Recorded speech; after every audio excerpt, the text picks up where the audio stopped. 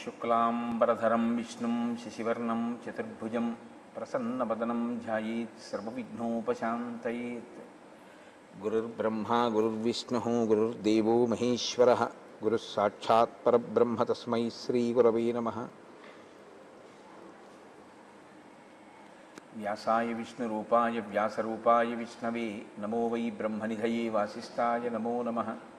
कूजन्तं राम रामीति मधुरं मधुराक्षरम् आरुह्य कविताशाखां वन्दे वाल्मीकिकोकिलं। श्रुतिस्मृतिपुराणानाम् आलयं करुणालयं नमामि भगवत्पादशङ्करं लोकशङ्करं। वागर्धाविव सम्पृक्तौ वागर्धप्रतिपत्तये जगतः पितरौ वन्दे पार्वतीपरमेश्वरौ। सूक्तिं समग्रयितुन स्वयमेव लक्ष्मीः श्रीरङ्गराजमहिषी मधुरैकटाक्षैः। वैदग्ध्यवर्णकुणगुम्भनगौरवैर्यां कण्डूलकर्णकुहराः कवयोधयन्ति। हैमोर्ध्वपुण्ड्रमजहन्मकुटं सुनासं मन्दस्मितं मकरकुण्डलचारुगण्डं बिम्बाधरं बहुलदीर्घकृपाकटाक्षं श्रीवेङ्कटेशमुखमात्मनिसन्निधत्ताम्। मनोजवं मरुततुल्यवेगं जितेन्द्रियं बुद्धिमतां वरिष्ठं वातात्मजं वनरयूथमुख्यं श्रीरामदूतं शिरसा नमामि। आपदामपहर्तारं दातारं सर्वसम्पदां लोकाभिरामं श्रीरामं भूयो भूयो नमाम्यहम्। सिन्दूरारुणविग्रहां त्रिनयनां माणिक्यमौलिस्फुरत्तारानायकशेखरां स्मितमुखीं आपीनवक्षोरुहां पाणिभ्याम् अलिपूर्णरत्नचषकं रक्तोत्पलं बिभ्रतीं सौम्यां रत्नघटस्थरक्तचरणां ध्यायेत् परेहिदम्बिकाम्। हरि ओम। परमेश्वर स्वरूपेण सभకి నమస్కారం।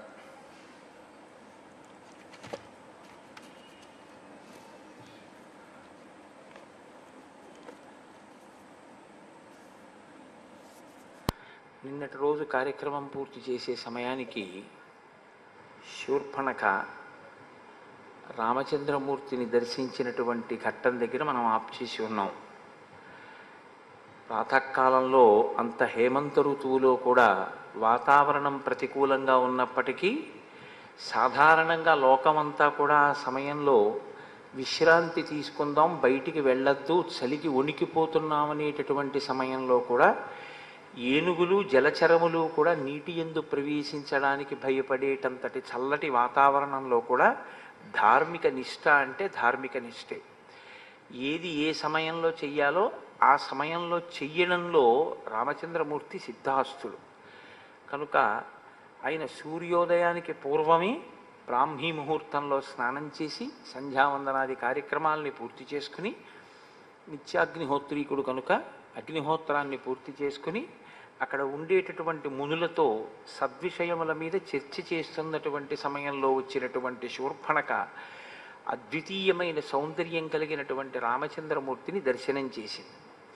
లోకంలో రెండు రకాలైనటువంటి పోకడలు ఉంటాయి.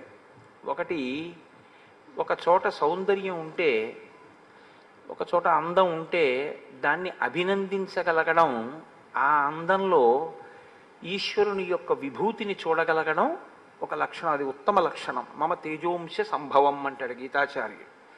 ఎక్కడైనా మీకు ఒక ఉత్కృష్టమైన విభూతి కనపడింది అంటే అది ఈశ్వర సంబంధమైనటువంటి విభూతి. దాన్ని చూసి హర్షించగలగడం సత్పురుషుని యొక్క లక్షణం.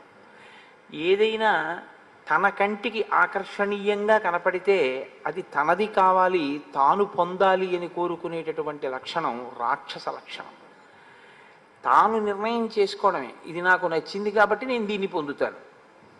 అవతల వస్తువు కూడా, అవతల వ్యక్తి కూడా తన పట్ల అలాగే ఆకర్షితుడయ్యాడా లేదా, తన పట్ల అటువంటి భావనతోనే ఉన్నాడా లేదా అన్నదాంతో సంబంధం ఏమి ఉండదు.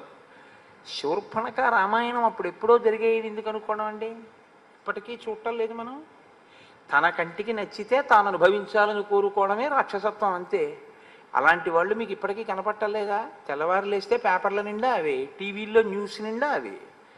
కాబట్టి సింహోరస్కం మహాబాహుం పద్మపత్ర నిభేక్షణం ఆజానుబాహుదీప్తాస్యం అతీవ ప్రియదర్శనం గజ విక్రాంత గమనం జటామండలధారిణం సుకుమారం మహాసత్వం పార్థివవ్యం జనాన్వితం రామమిందీవరశ్యామం కందర్ప సదృశ ప్రభం బభూవేంద్రోపమం దృష్ట్వా రాక్షసీ కామమోహిత. రాక్షసి అయినటువంటి శూర్పణక కామమోహిత అయింది రామచంద్రమూర్తి ఎందు. వాల్మీకి మహర్షి అంటారు, ఆమె కామమోహిత అయింది అన్న విషయం రాముడు ఇంకా పసిగట్టాడా లేదా అన్న విషయాన్ని కాసేపు పక్కన పెట్టండి. వెంటనే మహర్షి, ఆయనకి వరం ఉంది కదండి, చతుర్ముఖ బ్రహ్మగారు ఆయనకి వరం ఇచ్చారు. నువ్వు ఒక్కసారి ఆచమనం చేసి కూర్చుంటే రాక్షసులైనా సరే, సీతమ్మ తల్లైనా సరే, శ్రీరామాయణంలో ఏ ఏ వ్యక్తులున్నారో వారందరి యొక్క మనోగతమైనటువంటి అభిప్రాయములు కూడా నీకు తెలుస్తాయి అని వరం. కాబట్టి అసలు అలా కామించడానికి యోగ్యమైన స్థితిలో అక్కడ ఉందా పరిస్థితి. ఆ రామచంద్రమూర్తి నా చేత అనుభవింపబడవలసిన వాడు, లేదా రామచంద్రమూర్తి చేత నేను అనుభవింపబడాలి అనేటటువంటి కోరిక కలగడానికి యుక్తాయుక్త విచక్షణ ఏమైనా ఉందా ఆ శూర్పణఖ యందు? దాన్ని చాలా అందమైన మాటలతో మహర్షి ఆవిష్కరిస్తారు. ఆయన అంటారు, సుముఖం దుర్ముఖీ రామం వృత్తమధ్యం మహోదరి విశాలాక్షం విరూపాక్షి సుకేశం తామ్రమూర్తజ. ఆయనో చాలా అందమైనటువంటి ముఖమున్నవాడు. ఆయనది అందమైన ముఖము అంటే వాల్మీకి మహర్షికి అందమైన ముఖము అని కాదు. రామచంద్రమూర్తి యొక్క ముఖాన్ని చూసినటువంటి వాడు లోకంలో అన్ని భూతములు ఆనందాన్ని పొందుతాయి. చంద్రుణ్ణి చూస్తే ఎలా సంతోషిస్తారో, ఒక ఏనుగు ముఖాన్ని చూస్తే ఎలా సంతోషిస్తారో, ఒక తామర పువ్వుని చూస్తే ఎలా సంతోషిస్తారో, రామచంద్రమూర్తి ముఖమండలం కూడా అలాగే ఉంటుంది. కాబట్టి ఆయనది సుముఖం. పైగా ఆ ముఖం నుంచి వేరు మాట వచ్చే అవకాశం ఉండదు. అసలు మనం వినాయకుడి ప్రార్థన మొదలు పెడితే ఈ మాటతోటే ప్రారంభం చేస్తాం. సుముఖశ్చైకదంతశ్చ కపిలో గజకర్ణక లంబోదరశ్చ వికటో విఘ్నరాజో గణాధిప అని. సుముఖ అన్న మాటకి ఉన్నటువంటి గొప్పతనం ఏమిటంటే, ఏ ముఖాన్ని చూడడం వల్ల మీకు అభ్యుదయం కలుగుతుందో ఆ ముఖం సుముఖం. అసలు అది మంచి ముఖం. లక్ష్మీస్థానాలు 5 ఒకటి ఏనుగు యొక్క కుంభస్థలం. కాబట్టి గజముఖాన్ని దర్శనం చేయడమే మీకు అభ్యున్నతి హేతు. కాబట్టి వినాయకుడి యొక్క ముఖం గజముఖంగా పరమేశ్వరుడు ఉంచడానికి కారణాల్లో ఒకటి. ఆయన యొక్క రూపాన్ని మీరు ఇలా చూడగానే, ఆ గజముఖాన్ని చూడగానే లక్ష్మీ కటాక్షం కలుగుతుంది. అంత గొప్ప ముఖం కాదు. సాధారణంగా మనం మన మనసుని పెట్టవలసి ఉంటుంది. మీరు చేతులతోటి కాళ్ళతోటి చేసేటటువంటి క్రియాకలాపం అంతా దేని కొరకు అంటే, దీన్ని అడ్డుపెట్టి మీ మనసుని ఈశ్వరుడి దగ్గరికి తీసుకురావడం ప్రధానంగా ఉంటుంది. షోడశోపచార పూజ రహస్యం కూడా అంతే. సదా మోహాటవ్యాం చరతి యువతీనాం కుచగిరో నటత్యాశా శాఖా స్వటతి జడితి స్వైరమభిత అంటారు శంకర భగవత్పాదులు. నిరంతరం తిరుగుతూ ఉంటుంది మనస్సు. తిరిగే మనస్సుని ఉపచారములను మార్చి భగవంతుని యొక్క పాదార విందముల దగ్గరికి తీసుకురావడానికి ఉపకరణంగా మీరు ఈ ఉపచారములను వాడుకుంటారు. ప్రధాన ప్రయోజనం మనసుని తీసుకురావడమే. మనసుని తీసుకురాకుండా ఉపకరణాలనే తీసుకొచ్చారనుకోండి, ఉపయోగం ఏమైనా ఉంటుందా అంటే దానికి ఉపయోగం ఉంటుంది అని శాస్త్రాలు నిర్ధారించలేదు. శంకరులే శివానందలహరి చేస్తూ గభీరే కాసారే విశతి విజనే ఘోర విపినే విశాలే శైలే చ భ్రమతి కుసుమార్థం జడమతి అన్నారు. ఎందుకురా అనవసరంగా పువ్వుల కోసం, పళ్ళ కోసం, ఆ పత్రి కోసం అన్ని చోట్ల తిరుగుతుంటావు? తిరిగి నువ్వేం సాధించావు? సమర్ప్యైచేత సరసిజముమానాదభవతే సుఖేనావస్థాతుం జనహ్య నజానాతి కిమహో. నీ మనస్సు అనేటటువంటి తామర పువ్వుని తీసుకెళ్ళి పరమేశ్వరుడు యొక్క పాదముల దగ్గర పెడితే సంతోషించి నీ వెంట పడినట్టుగా నువ్వు తెచ్చిన సంభారములకు ఆయన సంతోషపడిపోయేటటువంటి వాడు కాడన్న విషయాన్ని నువ్వెందుకు తెలుసుకో? ఆయనకి కావలసింది మనస్సు. నువ్వు మనసు పెట్టి పూజ చెయ్యగలిగితే ఉపచారములు అన్నీ ఉన్నాయా లేదా అన్నది కూడా ఈశ్వరుడు చూడడు. ఉపచారములు అన్నీ సమకూర్చుకోవాలనుకోవడం భక్తి. నేను అలాగని ఎందుకంటే అన్నీ మానేసేయండి అని నేను చెప్తున్నానని మీరు అనుకోవద్దు.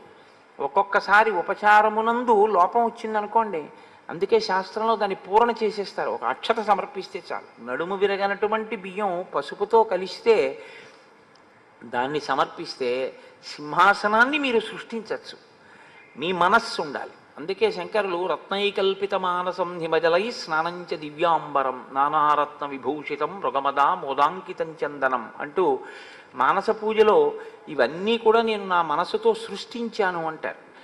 ఆ మనస్సు అక్కడ పెట్టడం అన్నది మీకు ఆ మనసుతో దర్శనం చేయడం అనేటటువంటిది ఇంద్రియములలో ఉండే శక్తుల్ని మనసు తీసుకుని మనసు అంతర్ముఖమై పరమేశ్వరుణ్ణి అథాంగ పూజ యందు దర్శనం చేయడం నేర్చుకోవాలి.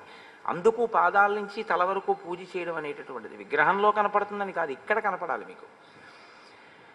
కానీ వచ్చిన ఇబ్బందల్లా ఎక్కడొస్తుందంటే అదొక్కటే జరగదు, ఆ మనస్సే నిలబడదు, మిగిలినవన్నీ జరుగుతాయి. బిల్వాలు తీసుకొస్తాం, తులసి పత్రి తీసుకొస్తాం, అక్షతలు తీసుకొస్తాం, కొబ్బరికాయలు తీసుకొస్తాం, పువ్వులు తీసుకొస్తాం, అన్నీ తీసుకొస్తాం. ఉపచారమా? ఆ మంత్రానికి ఆ ఉపచారం అది యాంత్రికంగా జరిగిపోతూ ఉంటుంది. కానీ ఒక్కనాటికి మనసు మాత్రం అక్కడికి వెళ్ళి నిలబెట్టగలగడం అనేటటువంటిది కుదిరేటటువంటి విషయం అంత తేలికగా కాదు. అలా కానీ మయ్యేవ మన ఆదత్సా మయి బుద్ధిం నివేశయ అంటాడు గీతాచార్యుడు. నా యందు నీ మనసు పెట్టు అంటాడు. అలాగే పెట్టేశానండి అంటే అయిపోయింది, అంతే, జన్మ సార్థకం అయిపోయింది. అంత తేలిక అంటే నా యందు మనసు పెట్టు అంటే అంత తేలిగ్గా పట్టుకెళ్ళి ఈశ్వరుడి దగ్గర మనస్సు పెట్టేస్తే ఇంకేమండి మనందరం కృతార్థులం అయిపోయి ఉండేవాళ్ళం. అది చేత కాకే కదా ఈ అల్లరంతా వచ్చింది. ఆ మనస్సుని పెట్టడం అనేటటువంటిది చాలా చాలా కష్టం. భగవాన్ రమణులు కూడా దీని గురించి ప్రస్తావన చేస్తూ ఒకచో అంటారు, నేను 1,00,000 బిల్వార్చన చేద్దాం అనుకుంటున్నాను, కొన్ని బిల్వాలు తక్కువయ్యాయి, ఏం చేయమంటారని అడిగారు ఒక ఆవిడ వెళ్ళి భగవాన్ రమణుల్ని. ఆయన అన్నారు, ఎన్ని బిల్వాలు తక్కువయ్యాయి అన్నారు. ఓ 2-3 వేల బిల్వాలు తక్కువై ఉంటాయండి అన్నారు. ఓ 2-3 వేల పర్యాయాలు నీ ఒళ్ళు గిల్లుకో అన్నారు ఆయన. అంటే ఆవిడ అదే నా ఒళ్ళు గిల్లుకోవడం ఏమిటి అని అడిగింది ఆవిడ. అడిగితే ఆయన అన్నారు, ఏముంది నీకు 1,00,000 బిల్వార్చన అంటే చెట్టు దగ్గర గిల్లుతావు బిల్వాలంతే, అవి తీసుకొచ్చి కనీసం ఒక చాప వేసో ఒక వస్త్రం వేసో దాని మీద బిల్వాలు పెడదామని కూడా ఉండదు. శివాలయంలోకి తీసుకొచ్చి నేల మీద పారేయడమే, అయిపోయింది పూజ. నువ్వు చేసేది పునఃపూజ. ఆయనే పృథివీ స్వరూపంతో ఉన్నాడు శర్వుడై, నేల మీద బారేసిన తర్వాత ఇంకా మళ్ళీ బిల్వం తీసుకెళ్ళి శివలింగం మీద వేయడం ఏమిటంటే మంత్రంతో పునఃపూజ చేస్తున్నావు, కానీ నువ్వు పూజ చేయట్లేదు. నీ మనసు అక్కడ పెట్టాలా ఏమన్నానా? 3 దళాలు 3 ఆకులతో ఉందో లేదో నువ్వు చూడాలా ఏమన్నానా? రొట్ట తీయ శివలింగం మీద బారయ్యా.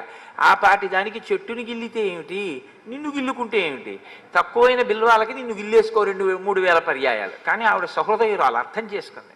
ఓ నన్ను మనసు పెట్టమంటున్నారు మహర్షి, మనసు లేని పూజ ఇన్ని బిల్వాలతో చేస్తే మాత్రం ఏమి సుఖము అంటున్నారు అని ఆవిడ గ్రహించగలిగింది. కాబట్టి చూశారు, మనసుని పెట్టడం చాలా కష్టం. కానీ శాస్త్రంలో ఏమంటారంటే 3 యందు మీ ప్రమేయం లేకుండా మీ మనసు తొందరగా నిలబడి ఆహ్లాదమును పొందుతారు. ఇంకా ఇంకా చూడాలని ఇంద్రియములకు నాయకత్వం వహించేటటువంటి కన్ను చెదరకుండా అక్కడే నిలబడి మనసుని రంజిల్లేటట్టు చెయ్యగలిగినటువంటి వస్తువులు లోకంలో 3 ఉన్నాయంటారు. ఒకటి సముద్రం. సముద్రం వంక మీరు ఎంతసేపు చూస్తూ కూర్చోండి మీకు సంతోషంగా ఉంటుంది. అలా సముద్రాన్ని అసుర సంధ్య వేళలో చూడడం మొదలు పెడితే చీకటి పడిపోయిన తర్వాత మీకు ఇంకా సముద్రం ఏం కనపడదు. దూరంగా సముద్రంలో ఓడలు వెళ్ళిపోతూ దీపాలు కనపడుతూ సముద్రపు ఘోష వినపడుతూ ఉంటుంది. కొద్దిగా కెరటాలు లేచి పడుతూ కనపడుతూ ఉంటాయి. ఆ పెద్ద ఆకాశం, దాని కింద సముద్రం, అదో అందంగా ఉంటుంది. సముద్రం ఎంత అందంగా మీ మనసుని చూరగొంటుందో అంటే మీ ప్రయత్నం లేకుండా మీ మనసు సముద్రం మీదకి వెళ్ళి నిలబడుతుంది. చంద్రుణ్ణి ఎంతసేపు చూడండి మనసు తొందరగా వెళ్ళి చంద్రుడి మీద నిలబడుతుంది. మహర్షి సుందరకాండలో వర్ణిస్తారు, హంసో యథా రజత పంజరస్థ సింహో యథా మందర కందరస్థ అంటూ ఆ చంద్రబింబాన్ని వర్ణిస్తారు. చంద్రబింబం మీద పసిపిల్లల దగ్గర నుంచి వృద్ధుల వరకు అందరి మనస్సు నిలబడుతుంది. పైగా నిలబడి రంజిల్లుతుంది, చాలా సంతోషిస్తారు, ప్రసన్నులవుతారు, ఆనందాన్ని పొందుతారు. అలాగే 3వది ఏనుగు ముఖం. ఏనుగు ముఖాన్ని పసిపిల్లల దగ్గర నుంచి పెద్దవాళ్ల వరకు ఆనందిస్తారు. ఏనుగుని ఇలా చూసి అలా వెళ్ళిపోరు, అందరు అలా చూస్తారు. దేనిని చూసినప్పుడు మీరు ప్రయత్నపూర్వకంగా మీ మనసుని మీరు పెట్టవలసిన అవసరం లేకుండా మీ మనసుని తానే లాక్కుని మీ మనసు అక్కడ మీ చేత పెట్టించి మీరు పెట్టడం వల్ల మీకు కొంత పుణ్యాన్ని ఇచ్చి మీకు ఆ పుణ్యము వల్ల అభ్యున్నతిని ఇవ్వగలదు. అటువంటి ముఖానికి సుముఖం అని పేరు. కాబట్టి సుముఖశ్చైకదంతశ్చ కపిలో గజకర్ణక లంబోదరశ్చ వికటో విఘ్నరాజో గణాధిప అంటూ కొన్ని నామాల్ని ఏరి కూర్చి ఎవరెవరైతే ఈ నామములను చేస్తున్నారో వారికి ప్రవేశే నిర్గమే తథా సంగ్రామే సర్వకార్యేషు విఘ్నస్తస్య నజాయితే అని విఘ్నములు రావు అంటూ విఘ్నేశ్వరుడి మీద ఒక ప్రార్థన చేసి ప్రారంభం చేస్తుంటారు. రామచంద్రమూర్తి యొక్క ముఖము కూడా సుముఖమే. ఎందుకో తెలుసా అండి, ఆయన ఎందు ఘోర అఘోర రూపములు రెండు ఉంటాయి. మహర్షి ఈ విషయాన్నే శ్రీరామాయణంలో శివకేశవ అభేదమైనటువంటి తత్వం అడుగడుగునా మీకు కనపడుతుంది. నిన్ననే నేను ఒక శ్లోకాన్ని ఉదాహరించి ఉన్నాను. గోదావరి నదిలో స్నానం చేసి వస్తున్నటువంటి సీతారామ లక్ష్మణుల యందు వాల్మీకి మహర్షికి పార్వతీ పరమేశ్వర నందీశ్వర స్వరూపములు దర్శనమయ్యాయి. ఆయన ప్రతి చోట శివుడికి రాముడికి ఉన్న అభేదాన్ని ఆవిష్కరిస్తుంటారు. మనం ఏ దృష్టికోణాన్ని అలవాటు చేసుకోవాలో చూపిస్తుంటారు. అంత గొప్ప ముఖం రామచంద్రమూర్తి యొక్క ముఖం. అదే రామచంద్రమూర్తి యొక్క ముఖం రాక్షసుల పాలిట ఘోర రూపం. వాళ్ళు అది రుద్రస్వరూపం. దాన్ని చూస్తేనే హడిలిపోతారు, అలా ఉంటాడు ఆయన. భక్తులైన వారికి ఆయన ప్రసన్నమూర్తి. ఆయన ఎప్పుడూ మీరు చూడండి, రాముడు అసలు కోదండం పట్టుకోకుండా నిలబడినటువంటి మూర్తి మీరు ఎక్కడైనా చూసారా? చాలా ఎక్కడో అరుదుగా ఉంటుందేమో. రాముడు అంటే ధనస్సు పట్టుకునే ఉంటాడు. అసలు మనం రుద్రం మొదలు పెడితే అలా ధనస్సు పట్టుకుంటే రుద్రమన్యవతోత ఇషవే నమః నమస్తే అస్తు ధన్వనే బాహుభ్యాముతతే నమః అని మొదలు పెడతాం. ఆ ధనస్సు ఏమిటయా స్వామి చేతిలో? మాకు భయం వేస్తోంది, పిల్లలం ఎందుకు ధనస్సు పట్టుకున్నావు, మేమైనా కోపం వచ్చిందా, ఏమైనా తప్పుంటే క్షమించని ఉభయతర నమస్కారములు చేస్తూ ఆ చేతిలో ఉన్న ధనస్సుకి నమస్కారం చేస్తాం. అదే రామచంద్రమూర్తి అయితే చేతిలో ధనస్సు పట్టుకుని నిలబడినా సరే ఎవరికి ఏం భయం ఉండదు. ఆయన ధనస్సు పట్టుకున్నాడు కాబట్టి మేము సంతోషంగా ఉండగలుగుతున్నాం. మహానుభావుడు తక్కువేమి మనకు రాముండొక్కడుండు వరకు పక్కతోడుగా భగవంతుడు మన చక్రధారి అయి చెంతని ఉండగా తక్కువేమి మనకు అంటాడు మహానుభావుడు రామదాసు గారు. ఆ రామచంద్రమూర్తి కోదండం పట్టుకుని నా పక్కనుండగా మనకి భయం ఏమిటి? ఇంద్రియముల భయం కూడా లేదు. ఆయనే మనకి గురుస్వరూపమై మనని ఏ మార్గంలో ప్రయాణించాలో అటువైపుకి పయనింప చేస్తాడు అని లోకం నమ్ముతుంది. కాబట్టి సుముఖం, ఆయనది సుముఖం, ఆవిడిది దుర్ముఖి. ఆవిడిది చాలా భయంకరమైనటువంటి దుష్టమైనటువంటి ముఖం. ఇక నేను దాని గురించి పెద్ద వర్ణించక్కర్లేదు. ప్రయోజనం లేని విషయానికి పెద్ద వర్ణన ఏమిటి? దీనికి వ్యతిరేకమైన ముఖం ఆ ముఖం. ఆ ముఖం చూస్తే కొత్త పేడ అంటుకుంటుంది ఏమైనా.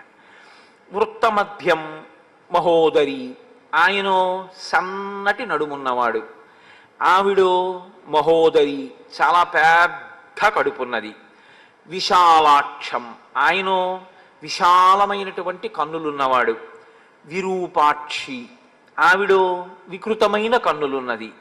సుకేశం, ఆయనో అందమైనటువంటి కేశపాశమున్నవాడు, జుత్తున్నవాడు.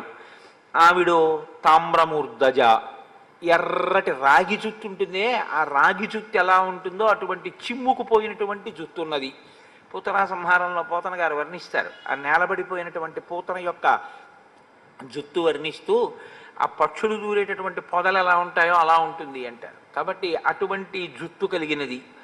విశాలాక్షం అంటే విశాలమైన కన్నులు ఉన్నవాడు. అంటే ఆ కన్నులు పెద్దవైతే మనకేమిటి అని అనిపించవచ్చు. శంకర భగవత్పాదులు సౌందర్యలహరిలో అంటారు, దృశాద్రాఘీయస్యాదరదళిత నీలోత్పల రుచా కవీయాంసం దీనం స్నపయ కృపయా మమపి శివే అనేనాయం ధన్యో భవతి నచతే హానిరియత వనేవా హర్మ్యేవా సమకర నిపాతో హిమకర అంటారు. ఆ కన్నులతో లలితాస్వరూపానికి రామస్వరూపానికి అభేదం కదండి. రెండూ అటువంటి ముగ్ధమోహనమైనటువంటి స్వరూపాలు. ఆయన కూడా తనవారైనటువంటి వారిని, తనవారు పరాయి వారు అని ఉంటారా ఈశ్వరుడికి అంటే, ఎవరు ధర్మావలంబకులో వారు ఈశ్వరుడి వారు, ఎవరు ధర్మమునందు ప్రవర్తించరో వారు కూడా ఈశ్వరునికి సంబంధించిన వారే. భారతీ తీర్థస్వామి వెంకటాచల క్షేత్రానికి వచ్చినప్పుడు ఒక అనుగ్రహ భాషణం చేశారు.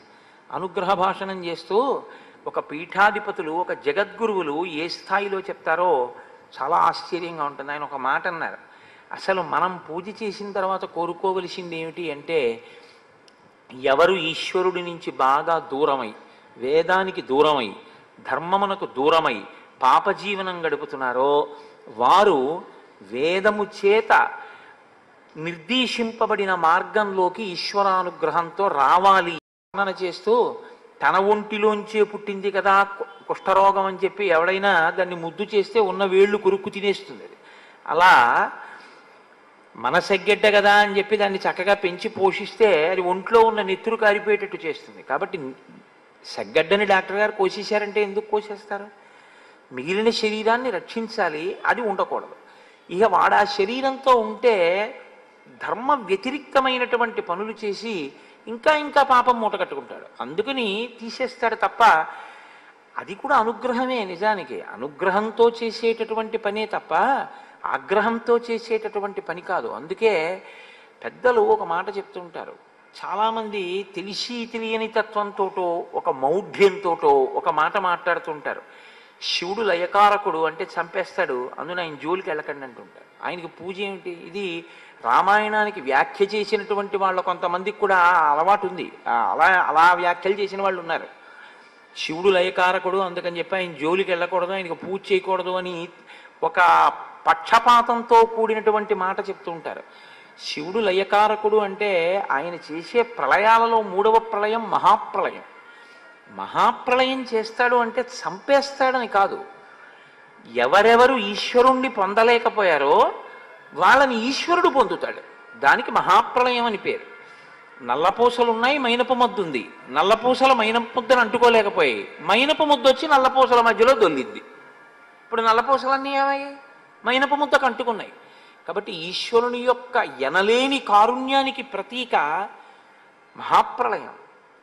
మహాప్రళయం చేసేటటువంటి శంకరుడు పరమేశ్వరుడు అపారమైనటువంటి కారుణ్యమునకు ప్రతీక.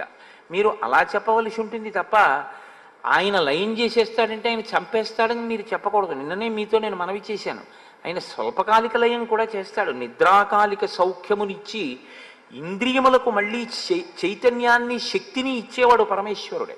ఆయన అనుగ్రహం లేకపోతే నిద్ర పట్టలేదనుకోండి, నిద్ర పట్టకపోతే అన్నం సహించదు, అన్నం సహించకపోతే నిద్ర పట్టదు. ఈ రెండూ లేవనుకోండి, 3 రోజులు పోయిన తర్వాత చూసుకోండి కళ్ళు ఎంత లోపలికి ఎడతాయో. అయితే చిత్రం ఏమిటంటే ఎంత నింద చేస్తున్నా పోన్లే పిల్లాడన ఆయన అలా ఇస్తూనే ఉంటాడు. అది గమనించిన వాడు అన్నాడు, జగతపితరవ్ వందే పార్వతీ పరమేశ్వరవు అన్నాడు. ఆయన తల్లి తండ్రి కదా, క్షమించేస్తాడు, ఉదారుడు అన్నాడు. కాబట్టి అటువంటి స్వభావం ఉన్నటువంటి వాడే రామచంద్రమూర్తి. పేరు మారుతుందేమో కానీ పరమాత్మ యొక్క స్వభావమునందు మార్పే ఉంటుందండి, అదేం ఉండదు. నరుడిగా ఉన్నా ఆయన తత్వం అలాగే ఉంటుంది. కాబట్టి సుముఖం దుర్ముఖీం రామం వృత్తమధ్యం మహోదరి విశాలాక్షం విరూపాక్షి సుకేశం తామ్రమూర్ధజ ప్రీతిరూపం విరూపాస. ఆయన స్వరూపమో చాలా ప్రీతి కలిగేటట్టుగా ఉంటుంది. ఆవిడదో చాలా విరూపమైనటువంటి స్వరూపం, అంటే వికృతమైనటువంటి స్వరూపంతో ఉంటుంది. సుస్వరం, ఆయన మాట్లాడితే చాలా అందంగా ఉంటుంది, వినాలనిపిస్తుంది. వినాలనిపించి మాట్లాడడం కూడా మంచి మాట అని నేను చెప్పడం చాలా కష్టం. నేనేమిటి, ఎవరైనా అలా చెప్పలేరు. వినాలనిపించేటట్టుగా మాట్లాడిన మాటంతా మంచి మాట అని మీరు అనుకోకండి. శ్రీరామాయణం అసలు యథార్థానికి వాగ్వైభవమే శ్రీరామాయణం. వాక్కు మనుష్యునకొక్కనికి ఉన్న అనుగ్రహం. ఈశ్వరుడు ఒక్క మనుష్యునకు మాత్రమే ఇచ్చాడు వాక్కు. శ్రీరామ రామ రామేతి రమే రామే మనోరమే 3 మాటలు శ్రీరామ శ్రీరామ శ్రీరామ అని వాడు విష్ణు సహస్రం చేసుకున్నటువంటి ఫలితాన్ని మనిషి పొందుతున్నాడు. ఏది సృష్టిలో ఇంకో ప్రాణిని అలా పొందమనండి? పొందలేదు.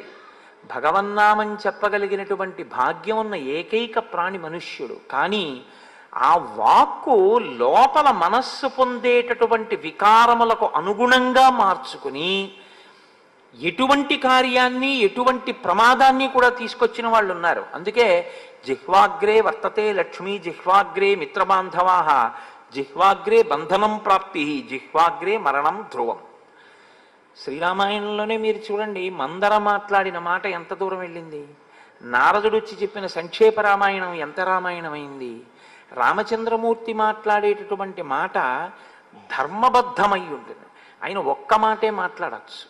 కానీ ఆ ఒక్క మాట ఎలా ఉంటుందంటే మీరు కోరి కోరి ఏరుకోవలసిన సాలగ్రామంలా ఉంటుంది.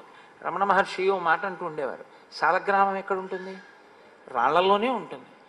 సాలగ్రామాన్ని ఎక్కడ ఏరుకోవాలి అంటే సాలగ్రామాలు దొరికేది ఏమేమి ఉండదు, సాలగ్రామం రాళ్లలోనే దొరుకుతుంది. రాళ్ల మధ్యలో ఏరుకుని రాళ్ళని విడిచేసి సాలగ్రామం ఏరుకోవాలి. రాముని మాటలను మీరు ఏరుకోవాలి. రాముడు మాట్లాడితే అలా ఉంటుంది, ఎక్కడ ఎంత సంక్షిప్తంగా మాట్లాడాలో అలా మాట్లాడతాడు. రాముడు మాట్లాడితే పరమ ధార్మికంగా ఉంటుంది. నడిచే దేవుడని పేర్గాంచినటువంటి చంద్రశేఖర పరమాచార్య తరచూ ఒక మాట చెప్తూ ఉండేవారు, రాముడు ఎప్పుడు మాట్లాడినా శాస్త్రం ఇలా అంది అని మాట్లాడతాడు, ఋషులు ఇలా అన్నారు అని మాట్లాడతాడు, శృతి ఇలా అంది అని మాట్లాడతాడు తప్ప రాముడు నేను ఇలా అంటున్నాను అని మాట్లాడు. అంటే తను ప్రమాణం చెప్పాలన్నది రాముడి ఉద్దేశ్యం కాదు, ప్రమాణాన్ని వైదికంగా తీసుకుంటాడు. వేదంలోంచి ప్రమాణాన్ని తీసుకుని తాను చెప్పి తాను ఆ ప్రమాణాన్ని అనుసరించేటటువంటి వాడు రాముడు. కాబట్టి ఎక్కడెక్కడ మీకు రాముని వాక్కులు వినపడ్డాయో అక్కడక్కడ మీకు స్మృతులు చదవవలసిన అవసరం లేకుండా మీరు అనుష్ఠించవలసినటువంటి ధర్మము మీకు ప్రబోధం చేయబడిందని గుర్తు. అందుకే శ్రీరామాయణం ఎందుకు చదవాలి అంటే, ధర్మం తెలుసుకోవాలంటే రామాయణం చదవాలి. ధర్మం ఎందుకు తెలుసుకోవాలి అంటే, అసలు నీ నరు ఉపాధి ధన్యత పొందాలి అంటే, జీవుడు ధన్యత పొందాలి అంటే ధర్మం తెలుసుకోవడానికి రామాయణం చదవాలి. కాబట్టి మాట అంటే అందంగా మాట్లాడేయడం కాదు. రావణుడు కూడా మాట్లాడతాడు, అబ్బో సుందరకాండలో ఎంత ప్రసంగం చేస్తాడో. సుందరకాండేమి ఎక్కడైనా అలా మాట్లాడతాడు. ఆయన మాట్లాడితే చాలా ప్రమాదకరంగా ఉంటుంది. మీరు చూద్దురు కానీ కొద్దిసేపట్లోనే వస్తాడు, మారీచుడితో మాట్లాడతాడు. ఎంత కర్కశంగా, ఎంత దారుణంగా ఉంటుందో. ఎవరి గురించి ఏ మాట మాట్లాడడానికి నాలుకకి ఏమి నరం ఉండదు. అంటే మనం అసలు ఇలా మాట్లాడడమా అన్న వివేచన ఏమీ ఉండదు. తనకి ఎలా చిత్తం వస్తే అలా మాట్లాడేస్తాడు. రాముడు అలా కాదు, బాగా ఆలోచించకుండా మాట్లాడ్డు. ఒక్క మాట మాట్లాడాడంటే కట్టుబడిపోవడమే. ఇంకా మాట అంటే తనని తాను కట్టుకోవడం. తనని తాను కట్టుకోవడం రాముడికి వచ్చు. ఎన్ని రకాలుగానైనా దాన్ని అవసరానికి వాడుకోవడం రావణుడికి వచ్చు.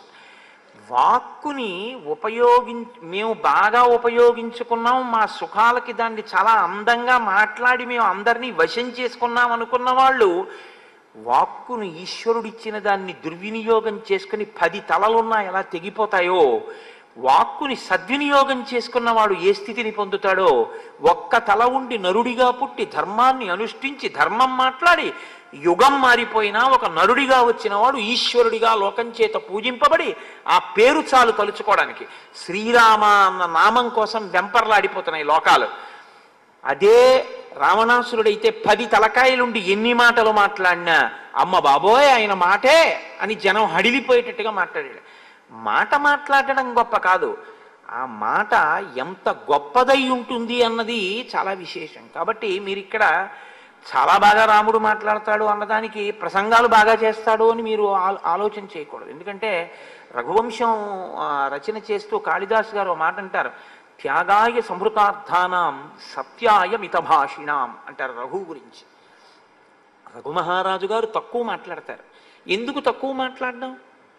ఆయనకేం మాట్లాడడం చేతగా కాదు, అనవసరంగా మాట్లాడేస్తే గబుక్కుని ఎక్కడైనా ఒక అసత్యం వచ్చేస్తుందేమో. అంటే తను నిలబెట్టుకోలేని మాట ఏదైనా నోటి వెంట వచ్చేస్తుందేమో, అప్పుడు నిలబెట్టుకోలేకపోతే అసత్యం అవుతుందేమో. కాబట్టి అన్ని మాటలొద్దు, ఆలోచించి మాట్లాడదామని ఆయన మాట్లాడితే సత్యాయ మితభాషిణాం, చాలా తక్కువగా మాట్లాడేవాడు, అందుకే రఘు అంత గొప్పవాడయ్యాడు అని కాళిదాస్ గారు అంటారు. రామచంద్రమూర్తి కూడా మాట్లాడితే అంత అందమైనటువంటి మాట మాట్లాడేవారు. మాట అలా ఉంటుంది, ఆయన కంఠము అలాగే ఉంటుంది. ఆ కంఠము కూడా అంత అందంగా, బా ఎంత చక్కగా ఉంది ఆ కంఠం అనేటట్టుగా ఉంటుంది. అటువంటి కంఠం కూడా ఈశ్వర దత్తం. కంఠం బాగుంటే రంజకత్వంతో మాట్లాడడం తేలిక. కంఠం బాగుండకపోతే తనకి 10 విషయాలు తెలుసున్నా 10 మందికి చెప్పడంలో కొంత వైక్లభ్యం వస్తుంది. నాకు ఒక మహాపురుషుడు తెలుసు, అటువంటి వారిని ఎంత మాత్రం తక్కువ చేయడం నా లక్ష్యం కాదు. నాకు ఆయన పేరు చెప్పడం కూడా ఈ పరిస్థితిలో ఇష్టం లేదు. చాలా గొప్ప సంస్కృతాంధ్రముల యందు మహాపండితుడు, మహానుభావుడు. కానీ వారికి విపరీతమైన నత్తి ఉండేది. అస్సలు ఒక వాక్యాన్ని నిర్మించి పలకడం చాలా కష్టం. దగ్గరగా 80 సంవత్సరాల పైచిలకు జీవించి వారు రాజమండ్రిలో శరీరాన్ని విడిచిపెట్టారు. మహాపండితుడు, అందులో ఇంకా నిస్సందేహం, అంతటి పరమభక్తుడు. ఈ ప్రాంతం విజయవాడలోనూ అక్కడ చాలా కాలం ఉండి తన కవితా సుగంధము చేత, తన భక్తి చేత శ్రీరామాయణ కల్పవృక్షమే ఇచ్చినటువంటి విశ్వనాథ సత్యనారాయణ గారికి గొప్ప అంత్యవాసిగా ఉండేవారు వారు. అటువంటి వ్యక్తి బాగా నత్తి ఉండడం వల్ల అస్సలు పాపం మాట్లాడలేకపోయేవారు. కానీ ఆయన దగ్గర మీరు కూర్చుంటే అసలు ఆయన మాట్లాడేటటువంటి మాటలు అవి మాటలు కావు. ఏదో వివిక్త శృతి సాగర అన్నట్టు ఆ శృతి అనబడేటటువంటి సముద్రంలోంచి వజ్రాలు పైకి తీసి మీ చేతిలో పెడితే ఎలా ఉంటుందో ఆయన మాటలు అలా ఉండేవి. అంత గొప్ప దార్శనికుడు. కానీ స్వరమునకు, స్వరం అంటే ఆ కంఠస్వరము అని మీరు అనుకోకపోతే నత్తి మాటకు ప్రతిబంధకంగా వచ్చింది. కాబట్టి ఆ స్వరం అన్నది కూడా చాలా అవసరం. సుస్వరం. రాముడికి అటువంటి ఇబ్బందులు ఉన్నవాడు కాడు, చాలా చక్కని కంఠస్వరం ఉన్నవాడు ఆయన. ఆ స్వరం అలా తెలుసున్నవాడు వేదమంత్రాన్ని కూడా బాగా చెప్పగలడు, దేవతల యొక్క అనుగ్రహాన్ని బాగా పొందగలడు. ఎందుకంటే వేదము స్వరప్రధానమైనటువంటిది. ఉదాత్త అనుదాత్త ఆ స్వరితము అనబడేటటువంటి ఆ స్థాయి భేదాన్ని వేదమంత్రంలో ఎవరు సుస్వరంతో పాటిస్తారో వాళ్ళకి దేవతలు కూడా వశులవుతారు అని చెప్తున్నారు. లేకపోతే వేదమంత్రాన్ని ఏదో ఆ రేడియోలో సంగీతం నేర్చుకున్నట్టును పుస్తకం కొనుక్కుని వేదం నేర్చుకోవడానికి ఏమి ఉండదు, గురుముఖంగా నేర్చుకోవలసి ఉంటుంది వేదాన్ని.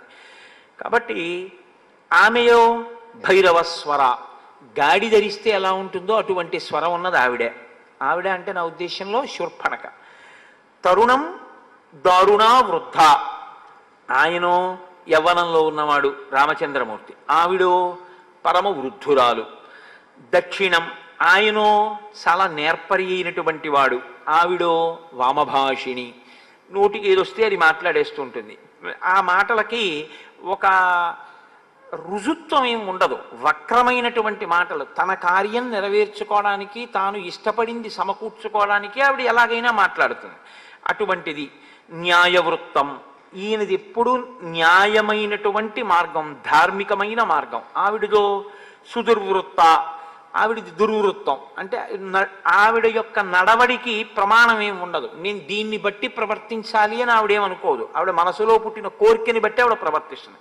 ఒక గారె తినేద్దామనుకున్న కుక్క అది నైవేద్యం పెడతారని చూడకుండా కూడా కరియబడి ఎలా ఎత్తుకుపోతుందో ఆవిడ మాట కూడా అంతే. ఎప్పటికీ ఎక్కడ తన మనసులో కోరిక తీరాలనుకుంటుందో అక్కడ అలా మాట్లాడగలదు, అలా ప్రవర్తించగలదు. ఏడవడం కూడా తన కోరిక కోసం ఏడవగలదు, నవ్వినా తన కోరిక కోసం నవ్వగలదు, లేమి అందం ఉందని చెప్పగలదు, ఉన్న అవగుణాలని గుణములుగా చెప్పగలదు. తప్ప అసలు తన మాటకి తన ప్రవర్తనకి ఒక ప్రమాణమును బట్టి ప్రవర్తించేటటువంటి రూపం ఉన్నది కాదు, అటువంటి నడవడి ఉన్నది కాదు. కాబట్టి న్యాయవృత్తం సుదుర్వృత్త. ప్రియం అప్రియ దర్శన, ఆయన దర్శనమేమో ప్రియమైనటువంటి దర్శనం, ఆవిడదేమో అప్రియమైనటువంటి దర్శనం. అంటే ఆవిడ్ని చూస్తేనే ఏదో ప్రమాదం వస్తుంది. లోకంలో కొన్నింటికి ఆ లక్షణం ఉంటుంది. అంత రజోగుణ తమోగుణ భూయిష్టమైనటువంటి స్వరూపాన్ని మీరు చూసినంత మాత్రం చేత ఏదో అమంగళం కలుగుతుంది. అందుకేగా ఇప్పటికీ లోకంలో కొన్నింటిని అశుభ శకునములుగా పరిగణించడం అనేటటువంటిది వచ్చింది. ఆయన ప్రియదర్శనం, ఆయన్ని చూడడం అనేటటువంటిదే చాలా ఆనందదాయకంగా ఉంటుంది. శరీరజ సమావిష్ట రాక్షసీ వాక్యమబ్రవీత్. అటువంటి శూర్పణఖ రామచంద్రమూర్తిని చూసి మన్మధుని చేత ఆవేశింపబడింది. అంటే ఆమెకి కామము కలిగినది. ఇక్కడ మహర్షి ఒక చాలా గొప్ప మాట చెప్తున్నారు. ఇంత వృద్ధురాలైనటువంటిది, రాక్షసి అయినటువంటిది, వికృతమైనటువంటిది అందమైన రాముణ్ణి చూడగానే ఏమనుకుందంటే ఇంత అందమైన వాడు కాబట్టి ఈయన చేత నేను భోగింపబడాలి అనుకుంది. అసలు అలా అనుకోవడం కూడా న్యాయమా? అసలు అటువంటి కోరిక పుట్టచ్చా? ఆవిడికి ఏం అక్కర్లేదు. అలా ఎందుకు అక్కర్లేదు? ఒక్కటే కారణం, పైన చెప్పారుగా. పైన చెప్పిన లక్షణాలన్నీ ఉన్నటువంటి ఆవిడికి అటువంటి ఆలోచన ఎందుకు వస్తుంది? కాబట్టి ఇప్పుడు ఎంత ప్రమాదకరమైన వ్యక్తి వచ్చిందంటే 1000 శతఘ్నులు తీసుకొచ్చి అక్కడ పెడితే రామచంద్రమూర్తి ఒక్క అస్త్రంతో కొట్టేస్తారు, పర్వాలేదు. 1,00,000 మంది యోధులు వస్తే రామచంద్రమూర్తి కొట్టేస్తారు, పర్వాలేదు. ఒక్క శూర్పణక వస్తే ఆయన సీతమ్మనే పోగొట్టుకోవాల్సి ఉంటుంది. ఇదే అప్రియ దర్శనం. ఏమిటో తెలుసా అండి, లోపల ఉన్నటువంటి ప్రవృత్తి అటువంటిది, ఆ మనస్సుకు ఉండేటటువంటి స్థితి అటువంటిది. ఆవిడిప్పుడు ఎలా కావాలంటే అలా మాట్లాడుతుంది. ఆ మాటల చేత తన మనసులో ఉన్నటువంటి కోరిక యొక్క వ్యగ్రత చేత ఆవిడ ఎంత భయంకరమైన స్థితినైనా సరే కల్పించగలదు. కాబట్టి ఆవిడ రావడమే పరమ ప్రమాదకరమైనటువంటి సన్నివేశం. కానీ అవతార ప్రయోజనం నెరవేరాలి అంటే శూర్పణక రావడం వినా మార్గం లేదు. అందుకేగా అగస్త్య మహర్షి మహానుభావుడు, త్రికాల వీధి కనుక నువ్వు పంచవటిలో ఉండు అనడానికి కారణం ఇది. రాక్షసులు రావాలి, శూర్పణక రావాలి, ఆమె రావణుడి దగ్గరికి వెళ్ళాలి, రావణుడు రావాలి, సీతాపహరణం జరగాలి, అప్పుడు కానీ రాముడు రావణ సంహారానికి అడుగువేయడు. కాబట్టి ఇప్పుడు శూర్పణక రాముణ్ణి చూసి రాముణ్ణి ప్రశ్న వేస్తోంది. ఆవిడ ఆయన్ని ప్రశ్న వెయ్యగలిగినటువంటి సత్తా ఉన్నదా అంటే యోగ్యత అయోగ్యతల యొక్క విచారణ లేకుండా కామమోహితయ్యి మాట్లాడుతోంది. జటీ తాపసరూపేణ సభార్య శరచాపధృత్ ఆగతస్త్వమిమం దేశం కథం రాక్షస సేవితం కిమాగమనకృత్యంతే తత్ త్వమాఖ్యాతుమర్హసి. నీవు జటివై జటలు కట్టుకుని ఉన్నావు, తాపసి ఎలా ఉంటాడో అలా ఉన్నావు, పక్కన భార్య ఉంది. ఇంతకన్నా దారుణం ఏమిటండి, పక్కనున్నావిడ భార్య అని ఆవిడికి తెలుసు, ఆయన నరుడు అని తెలుసు. భార్య పక్కన ఉండగా ఈమె ఆయన యందు కామమోహిత అయింది. శరచాపధృత్ ధనుర్బాణాలు పట్టుకున్నావు. జటిగా ఉన్నావు కాబట్టి తాపసి అనుకోవాలా, ధనుర్బాణములు పట్టుకున్నావు కాబట్టి నువ్వు రాజు అనుకోవాలా? పక్కన భార్య ఉంది, నాకు సందేహాస్పదంగా ఉంది ఈ విషయాలన్నీ. అప్పుడు మీరెవరు, ఎందుకు ఇక్కడ ఉన్నారు, ఇది కాదు ఆవిడ అడగడమే అసలు అవతల వారిని శంకించేటటువంటి రీతిలో. ఏమంటే నేను ఆ ఊళ్ళో ఉన్నప్పుడు వారికి 80 సంవత్సరాలు, ఇప్పుడు కులాసాగా ఉన్నారా వారు అని అడగడం ఒక ఎత్తు. అప్పుడే 80 ఏళ్ళు, ఆయన ఇంకా ఉన్నాడా చచ్చిపోయాడండి అని అడగడం ఒక ఎత్తు. మనస్సులో భావన పవిత్రమైతే వాక్కు పవిత్రంగా ఉంటుంది, మనసులో భావన అపవిత్రమైతే వాక్కు కూడా అలాగే ఉంటుంది. అందుకే వాక్కు చాలా పదిలంగా ఉండాలి, చాలా పవిత్రంగా ఉండాలి. కొంతమంది నోటితో ఆయన చచ్చిపోయారండి అని కూడా అనరు, ఆయన శరీరం విడిచిపెట్టారండి అంటారు. ఎంత మంగళప్రదంగానూ ఉంటాయి ఆ వాక్కులు. అసలు ఆ నోటి వెంట మీరు చాలా పరుషమైనటువంటి మాట విందాము అంటే మీకు వినడం కుదరదు. ఎందుకంటే ఆయన నోటి వెంట రాదు ఆ వాక్కు. ఆయన ఎంత పరుషమైన సందర్భాన్ని కూడా అంత సరళంగా, అంత పవిత్రంగా, అంత మంగళప్రదంగా, అంత అందంగా మాట్లాడగలడు. ఎందుకంటే ఒకటే కారణం, వాక్కు అలా మనస్సు ఒకలా ఉండడం కారణం కాదు, ఆయన మనసు అలా ఉండడం వాక్కు అలా ఉండడానికి కారణం. కాబట్టి ఇక్కడికి ఎందుకు వచ్చావు, నాకు తెలుసుకోవాలి అని కుతూహలంగా ఉంది, ఏది చెప్పు, ఎందుకు చెప్పాలి నీకని అడిగితే ఆయన నీకెందుకు చెప్పాలి అని ఆయన అడగచ్చు, కానీ ఆయన అలా అడగడం. అంటే ఇక్కడ మహర్షి ఒక అద్భుతమైన మాట ముందు చెప్పారు రాముడి గురించి. చెప్పి ఆయన ఏం మాట్లాడుతున్నారో చెప్తున్నారంటే ఈ సంఘటన జరగబోయే సందర్భాన్ని మీరు జాగ్రత్తగా పరిశీలనం చేయవలసి ఉంటుంది.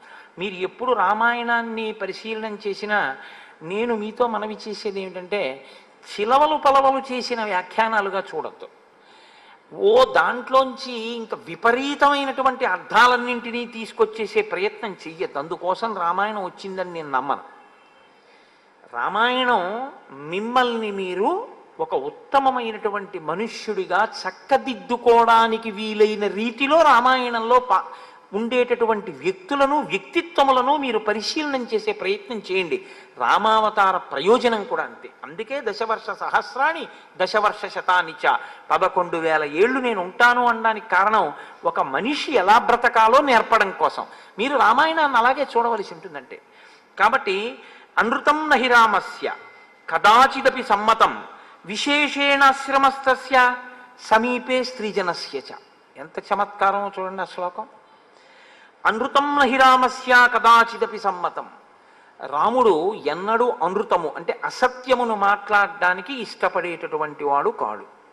ఆయన ఇప్పుడు అసత్యం మాట్లాడరు, ఆయన సత్యమే మాట్లాడతారు. సత్యమే మాట్లాడాలి అంటే మీరు చారిత్రమునకు ప్రాధాన్యం ఇచ్చిన వారై ఉండాలి. మీ గురించి మీరు చెప్పుకోవడానికి మీరు భయపడని రీతిలో ఉంటే మీరు అసత్యం చెప్పవలసిన అవసరం ముందు రాదు. ఒకటి.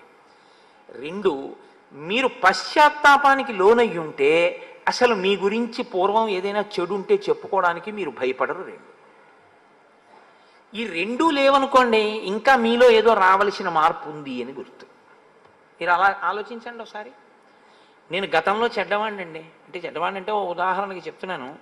ఏదో నేను 10 సంవత్సరాల క్రితం ఏవో తప్పులు చేసి ఉన్నవాడిని అనుకోండి. 11వ సంవత్సరంలో నాకు ఎవరో ఒక పెద్ద ఆయన కనపడ్డాడు అనుకోండి. ఆయనతో మాట్లాడేటప్పుడు ఏం చేస్తుండేవారు మీరు అని ఏమైనా అడిగారు అనుకోండి. నేను కొంచెం నిన్నను నా దగ్గరికి ఎవరో వచ్చారు, నేను కారు ఎక్కుతుంటే, నేను సంధ్యావందనం సరిగ్గా చేయట్లేదండి, నేను మీ ఉపన్యాసాలు విని రేపటి నుంచి సంధ్యావందనం ఖచ్చితంగా చెయ్యాలి అని నిర్ణయం చేసుకున్నాను. కుర్రాడు అతను, యువకుడు. నేను ఇక వేళ తప్పకుండా ప్రతిరోజు సంధ్యావందనం చేసి గాయత్రి చేసుకుంటాను అని చెప్పాడు. నేనన్నా నాకు ఇంతకన్నా ప్రీతికరమైన విషయం ఇంకోటి లేదు, చాలా సంతోషం. అతను మార్పు తెచ్చుకోవాలని ప్రయత్నం చేశాడు. మీరు అంతే చూడండి, అంతే.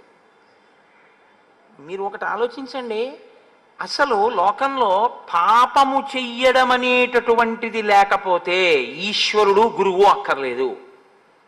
మీరు ఒకసారి ఆలోచించండి జాగ్రత్తగా. తప్పు చెయ్యకుండా ప్రతివాడు ఉంటే గురువుగారు ఈశ్వరుడు అక్కర్లేదు.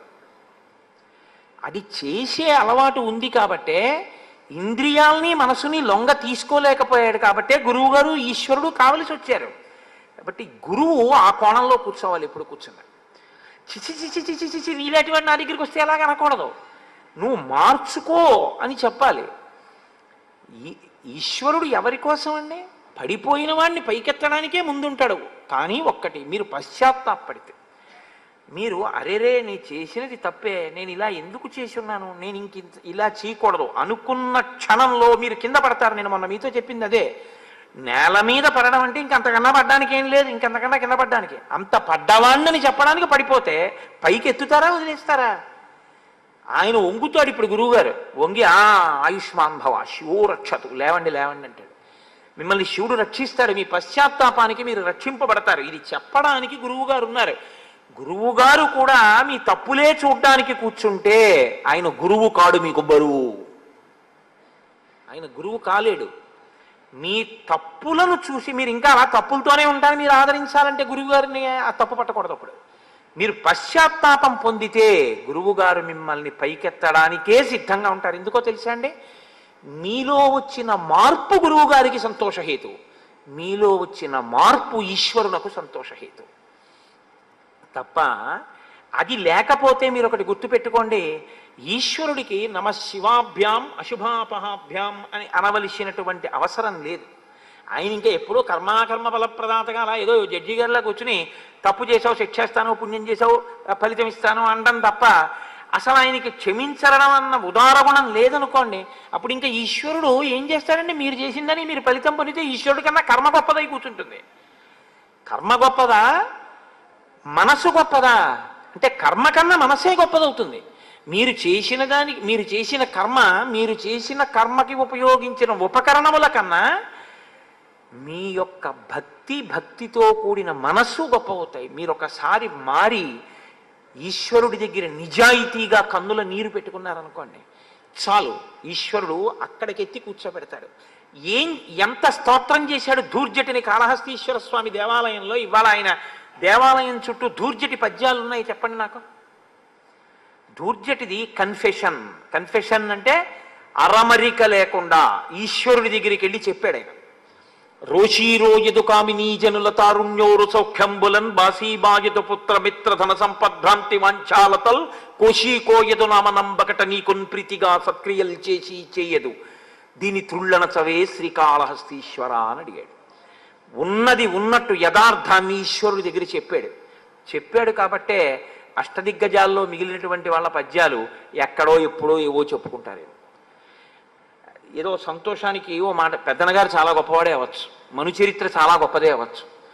అటజని కంచ భూమి సురుడంబర చుంబి శిరస్సరజ్జరీ ముకుట ఏదో అని ఎంత గొప్ప పద్యాన్నైనా రచన చేయొచ్చు. శ్రీమదాంధ్ర కవితా పితామహా సర్వతో ముఖాంక పంకజక్ష పాదాంబుజాధీన మానసిందిందిర నందవరపరవంశోత్తం చతకోపతాప ప్రసాదాదితా సాదిత చతుర్విధ కవితామ తల్లి కల్లసాని చొక్కయామాచ్యపుత్ర పెద్ద నార్య ప్రణీతంబైన స్వారోచిత మను సంభవంబరు మహాప్రబంధంబు అని ఎంతైనా చెప్పుండొచ్చు. కానీ దుర్జటి కాళహస్తీశ్వర శతకంతో తుల్యంగా భక్తి విషయంలో మనుచరిత్ర నిలబడగలదా? నిలబడదు. దానికి అలా ప్రతి వాళ్ళు దూర్జటి కాళహస్తీశ్వర శతకం అంటే తెలుగు వాళ్ళ నోటి మీద ఒక్క పద్యమైనా వచ్చి ఉంటుంది. ఇది మను చరిత్రలోంచి అలా ప్రతి పద్యం ఒక్క పద్యమైనా వచ్చి తెలుగు వాళ్ళు ఉంటారని మీరు చెప్పండి. పోతన గారి భాగవతంలోంచి ఒక్క పద్యమైనా వచ్చి ఉంటుంది, మను చరిత్రలోంచి ఉంటుందని చెప్పండి. ఉండదు. ఎందుకంటే ఒక్కటే కారణం, ఒక భక్తుడు ఎలా నిలబడాలో అలా నిలబడ్డాడు దూర్జటి. నిలబడ్డాడు కాబట్టే కాళహస్తీశ్వర శతకానికి ఆ స్థాయి వచ్చింది. అది కేవలం ఒక శతకం కాదు, 2 ఒడ్లున్నది కాదు అది. ఒకటో పద్యం ఓ ఒడ్డు, 100వ పద్యం ఓ ఒడ్డు, ఇటు నుంచి దిగి అటు నుంచి ఎక్కేది కాదు అది. ప్రతి పద్యం కూడా మీ జీవితానికి సమన్వయం అయ్యేటటువంటి అత్యద్భుతమైనటువంటి ఆ వాంగ్మయ స్వరూపం అది. ఈశ్వరుడి దగ్గర అటువంటి స్తోత్రం చేశాడు మహానుభావుడు. కేవలం ఆయన్ని స్తుతి చేసిన వాళ్ళు చాలామంది ఉన్నారు శతకాల రూపంలో. నువ్వు ఇంద్రుడివి, నువ్వు చంద్రుడివి, నువ్వు ఉపేంద్రుడివి, ఈశ్వర అంత గొప్పవాడి ఇంత గొప్పవాడిని ఎంతమంది రాశారు. ఈశ్వరా నా ఎంది దోషాలున్నాయి, నన్ను ఎలా ఉద్ధరిస్తావు, నేను చేసినదేం లేదు అని చెప్పినవాడు ఎవడైనా ఉంటే అంత నిజాయితీగా చెప్పుకున్నాడు.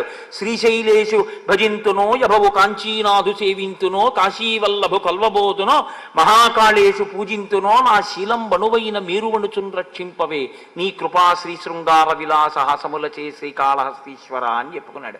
అంత మాత్రం చేత నేను అలసాని పెద్దన గారిని ఎంత మాత్రమూ తక్కువ చేయట్లేదు. మహానుభావుడు. ఆయన స్థాయి ఆయనది.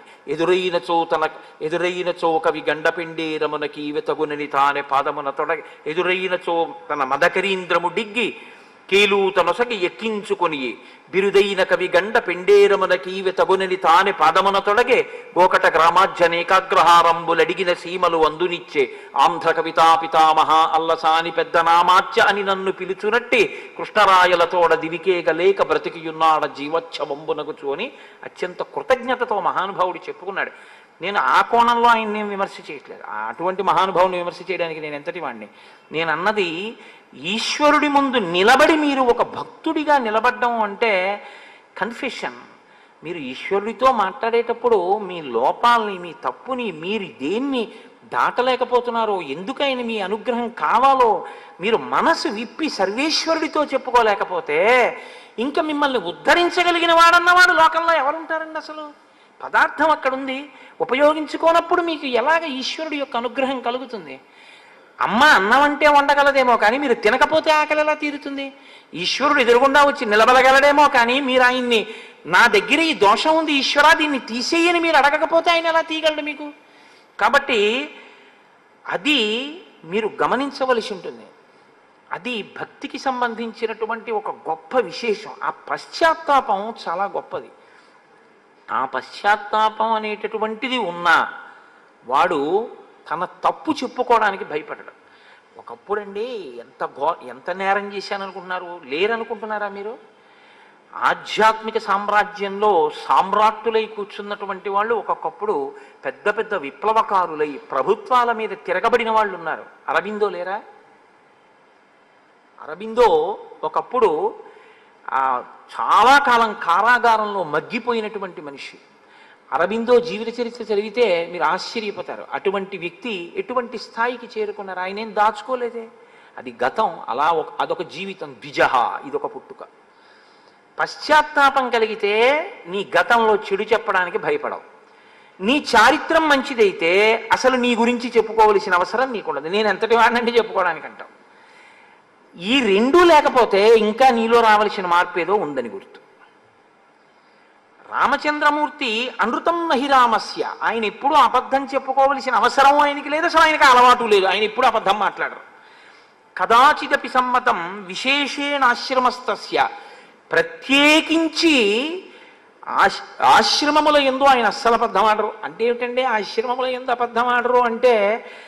మరి ఎప్పుడైనా అంటారేమో అన్నట్టుగా ఉంది కదా దాని అర్థం అని అనుమానం రావచ్చు.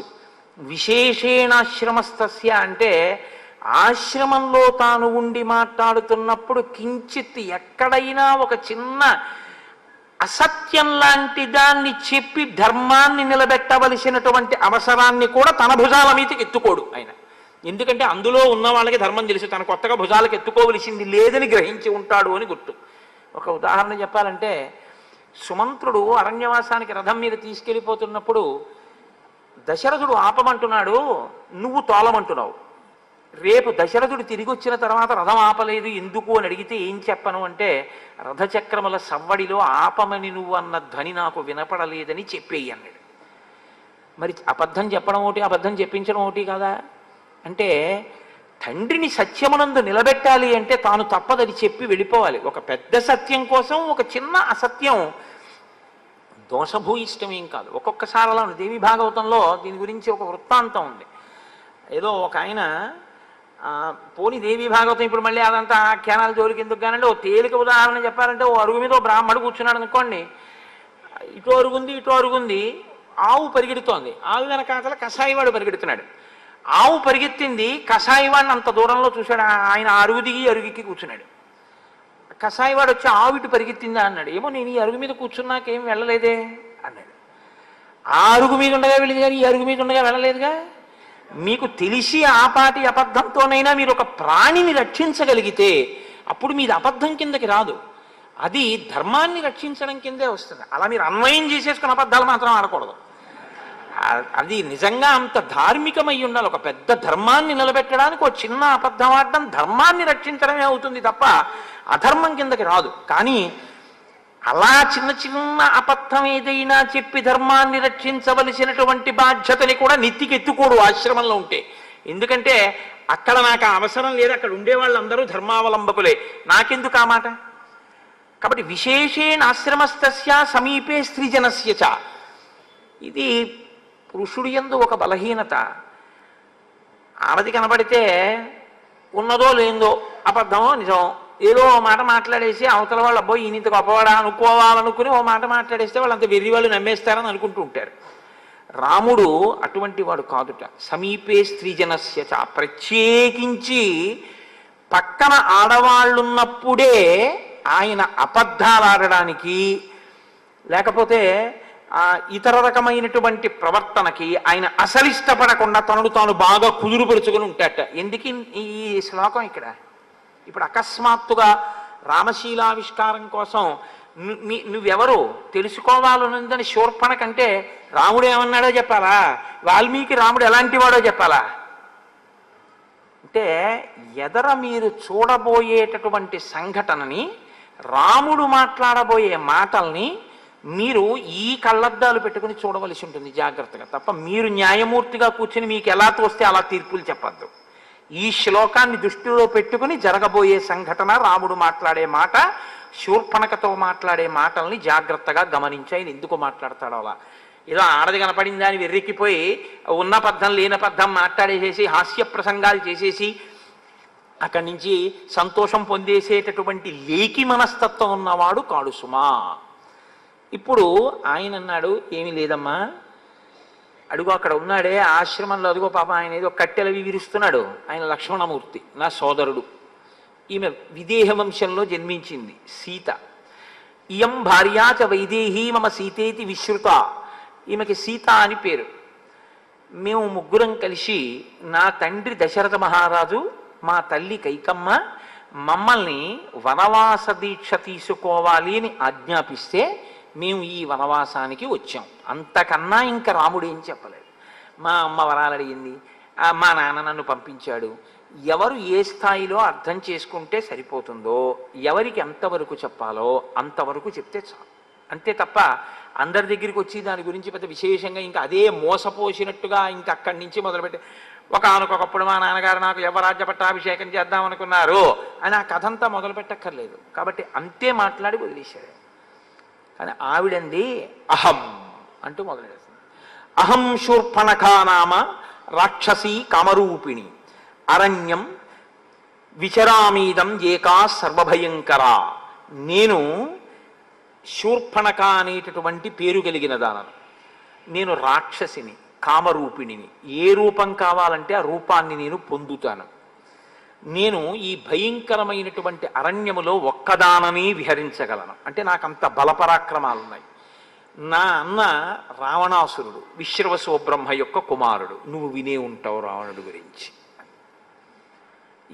ఇదొక చాలా అతిశయంతో కూడి ఉంటారు కొంతమంది. మీరెవరండి అని అడిగారు అనుకోండి, నేను ఫలానా వారి అబ్బాయినండి, నా పేరు ఫలానా. మీరేం చేస్తుంటారని ఆయన మీ గురించి ఎక్కువ అడిగాడు అనుకోండి, అది మీకు నా గురించి తెలీదా అంటారు.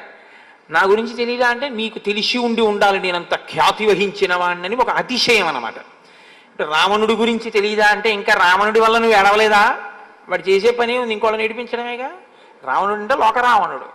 కాబట్టి ఆ రావణుడి గురించి నీకు తెలీదా, అటువంటి రావణాసురుని యొక్క కూతుర్ని, రావణాసురుని యొక్క చెల్లెల్ని, బలియాం రాక్షసేశ్వర, మహాబలవంతుడైనటువంటి వాడు, రావణో నామమే భ్రాత, ఆ రావణాసురుడు నా యొక్క అగ్రజుడు, ఆయన యొక్క చెల్లెల్ని, కుంభకర్ణుడు ఎప్పుడూ నిద్రపోయేటటువంటి స్వభావం ఉన్నవాడు, మహాబలవంతుడు కుంభకర్ణుడు నా యొక్క ఇంకొక అన్నగారు, రెండవ అన్నగారు. నేను శూర్పణఖ అని పేరు కలిగినటువంటి చెల్లెల్ని. నా తర్వాత ఒక తమ్ముడు ఉన్నాడు. వాళ్ళ జనన క్రమంలో ముందు రావణుడు, తర్వాత కుంభకర్ణుడు, తర్వాత శూర్పణఖ, తర్వాత విభీషణుడు. విభీషణుడు ధర్మాత్ముడు. ఆవిడ ఏమందో తెలుసా అండి విభీషణుడు గురించి చెప్తూ, విభీషణస్తు ధర్మాత్మ నతు రాక్షస చేష్టిత. అబ్బే వాడు ఉన్నాడే ధర్మాత్ముడు, వాడికి అసలు రాక్షస గుణాలు ఒకటి. ఇది ఎలా ఉంటుందంటే హిరణ్యకశిపుడు ప్రహ్లాదుడిని చూసి గుండెలు బాదుకున్నట్టు ఉంటుంది. ఏమిటి వీడికి అసలు ఏమిటి ఒక్కటి రాలేదు, ఈ అల్లరి ఏమిటి, విష్ణుభక్తి ఏమిటి అని ఆయన ఏడిచినట్టు విభీషణస్తు ధర్మాత్మ. ఆ మాట రాముడికి చాలా సంతోషం. కానీ ఈవిడంటుంది నతు రాక్షస చేష్టిత, ఒక్క రాక్షస గుణం లేదు వాడికి, వాడు ఒక్కడే తప్పబుట్టాడు మా ఇంట్లో పనికి మాలినవాడు అని ఆవిడ బాధ ఆవిడిది. అంటే అని ఆవిడంది. రామచంద్రమూర్తి వంక చూసి నాకు అపారమైనటువంటి బలం ఉన్నదాన్ని, నేను ఈ అరణ్యంలో యథేచ్ఛగా విహరిస్తూ ఉంటాను కాబట్టి సముపేతాస్మి భావేన భర్తారం పురుషోత్తమం, నన్ను నీవు భార్యగా పొంది సుఖం అనుభవించు. ఏదో పెద్ద రామచంద్రమూర్తిని అనుగ్రహిస్తున్నట్లు మాట్లాడింది. అహం ప్రభావ సంపన్న స్వచ్ఛంద బలగామిని, చిరాయ భవమే భర్త సీతాయా కింకరిష్యతి. నేను చాలా బలమున్నదాన్ని, ప్రభావం ఉన్నదాన్ని, నన్ను భార్యగా పొందితే నువ్వు సంతోషం పొందుతావు, కానీ ఈ సీత వల్ల ఏం పొందుతావు? అసలు సీతమ్మ ఏమిటో, భార్య అంటే ఏమిటో, అనుగమించడం అంటే ఏమిటో, మనసులు కలవడం ఏమిటో ఆవిడికి ఏమైనా తెలిస్తేగా. ఆవిడ అప్పటికప్పుడు న్యాయం చెప్పేసిందంటే, అంటే ఆవిడ మనసులో ఇప్పుడు కోరిక ఉంది, ఆమె రాముడికి భార్యాస్థానంలో కూర్చోవాలనిపించింది. కాబట్టి ఇప్పుడు ఆ స్థానం ఖాళీ అయిపోవాలి. కాబట్టి ఇప్పుడు ఆవిడ ఎవరు, ఎటువంటిది, అడవికి భర్తతో ఎందుకు కలిసి వచ్చింది, నేను ఇలా అనొచ్చా అనకూడదా, ఏముండదు. ఇది ఈ పోకడ మీకు బాగా కనపడుతూ ఉంటుంది. చూడండి లోకంలో ఎంత ఇష్టం వచ్చినట్లు మాట్లాడేస్తారంటే, చాలా పరుషమైన వాక్కు ఒకటి వినపడుతుంటుంది లోకంలో. ఒక పిల్లకి పెళ్ళి అయిపోయింది అనుకోండి, ఒక పిల్లాడికి పెళ్ళి అయిపోయింది అనుకోండి, ఒక మాట నోటి వెంట రాకూడదు, అసలు నీ చేసుకుందాం అనుకున్నా ఆయన్ని, అది ఆ మాట ఎందుకు ఇంక ఇప్పుడు ఇంకా ఆ మాట అనకూడదు. లేకపోతే అసలు ఆ అమ్మాయిని నేను చేసుకుందాం అనుకున్నాను. కొంతమంది పెద్దవాళ్ళు కూడా ఆ అమ్మాయిని నా కోడల్ని చేసుకుందాం అనుకున్నాను. ఇంకెందుకు ఆ మాట, చాలా లీకి మాట, అసలు ఆ మాట రాకూడదు. ఇంకా అయిపోయింది అంతే, ఊరుకోవాలి. ఆ అమ్మాయి నీ కూతురు, నీ కోడలే, ఆ అబ్బాయిని నీ కొడుకు అనుకో, అమ్మాయి నీ కోడలు కాబోడేది ఎప్పటికీ కోడలే, నా కోడల్ని చేసుకుందాం అనుకుంటున్నాను అనేటప్పటికే మళ్ళీ అక్కడ ఒక వక్రమైనటువంటి దృష్టి ప్రసారం అయిపోయింది అంతే. కొంతమంది మాటలో ఉండేటటువంటి లేఖితనం, మనస్సు ఎంత వెలితి మనస్సు అన్నది, రాక్షస మనస్తత్వం అంటే ఇంతేనండి, ఇంకేం ఉండదు. రాక్షసులంటే శూర్పణఖ అంటే ఏదో పెద్ద హడావిడి అనుకోకండి, మీలోకి శూర్పణఖ రాకుండా చూసుకోండి. మీలోకి అంటే నువ్వంత పెరిగిపోయావా అని అనుకోకండి. మీలో అన్న మాట ఎందుకంటున్నానంటే, మీరు తొలగించుకోగలిగినటువంటి స్థితిలో ఉన్నటువంటి ఉదాత్తులు నేను అంత తేలిగ్గా పోగొట్టుకోగలిగినంత సాధనలో ఉన్నవాడిని కాను, కాబట్టి మీతో పోల్చుకోవడానికి ఇష్టం లేక నన్ను మీతో కలుపుకోలేదంతే. ఆ విషయంలో మీకన్నా నేను తక్కువ అని తెలుసుమండి. కాబట్టి వికృతాచ విరూపాచ నచేయం సదృశీతవ అహమేవానురూపాతే భార్యా రూపేణ పశ్యమాం.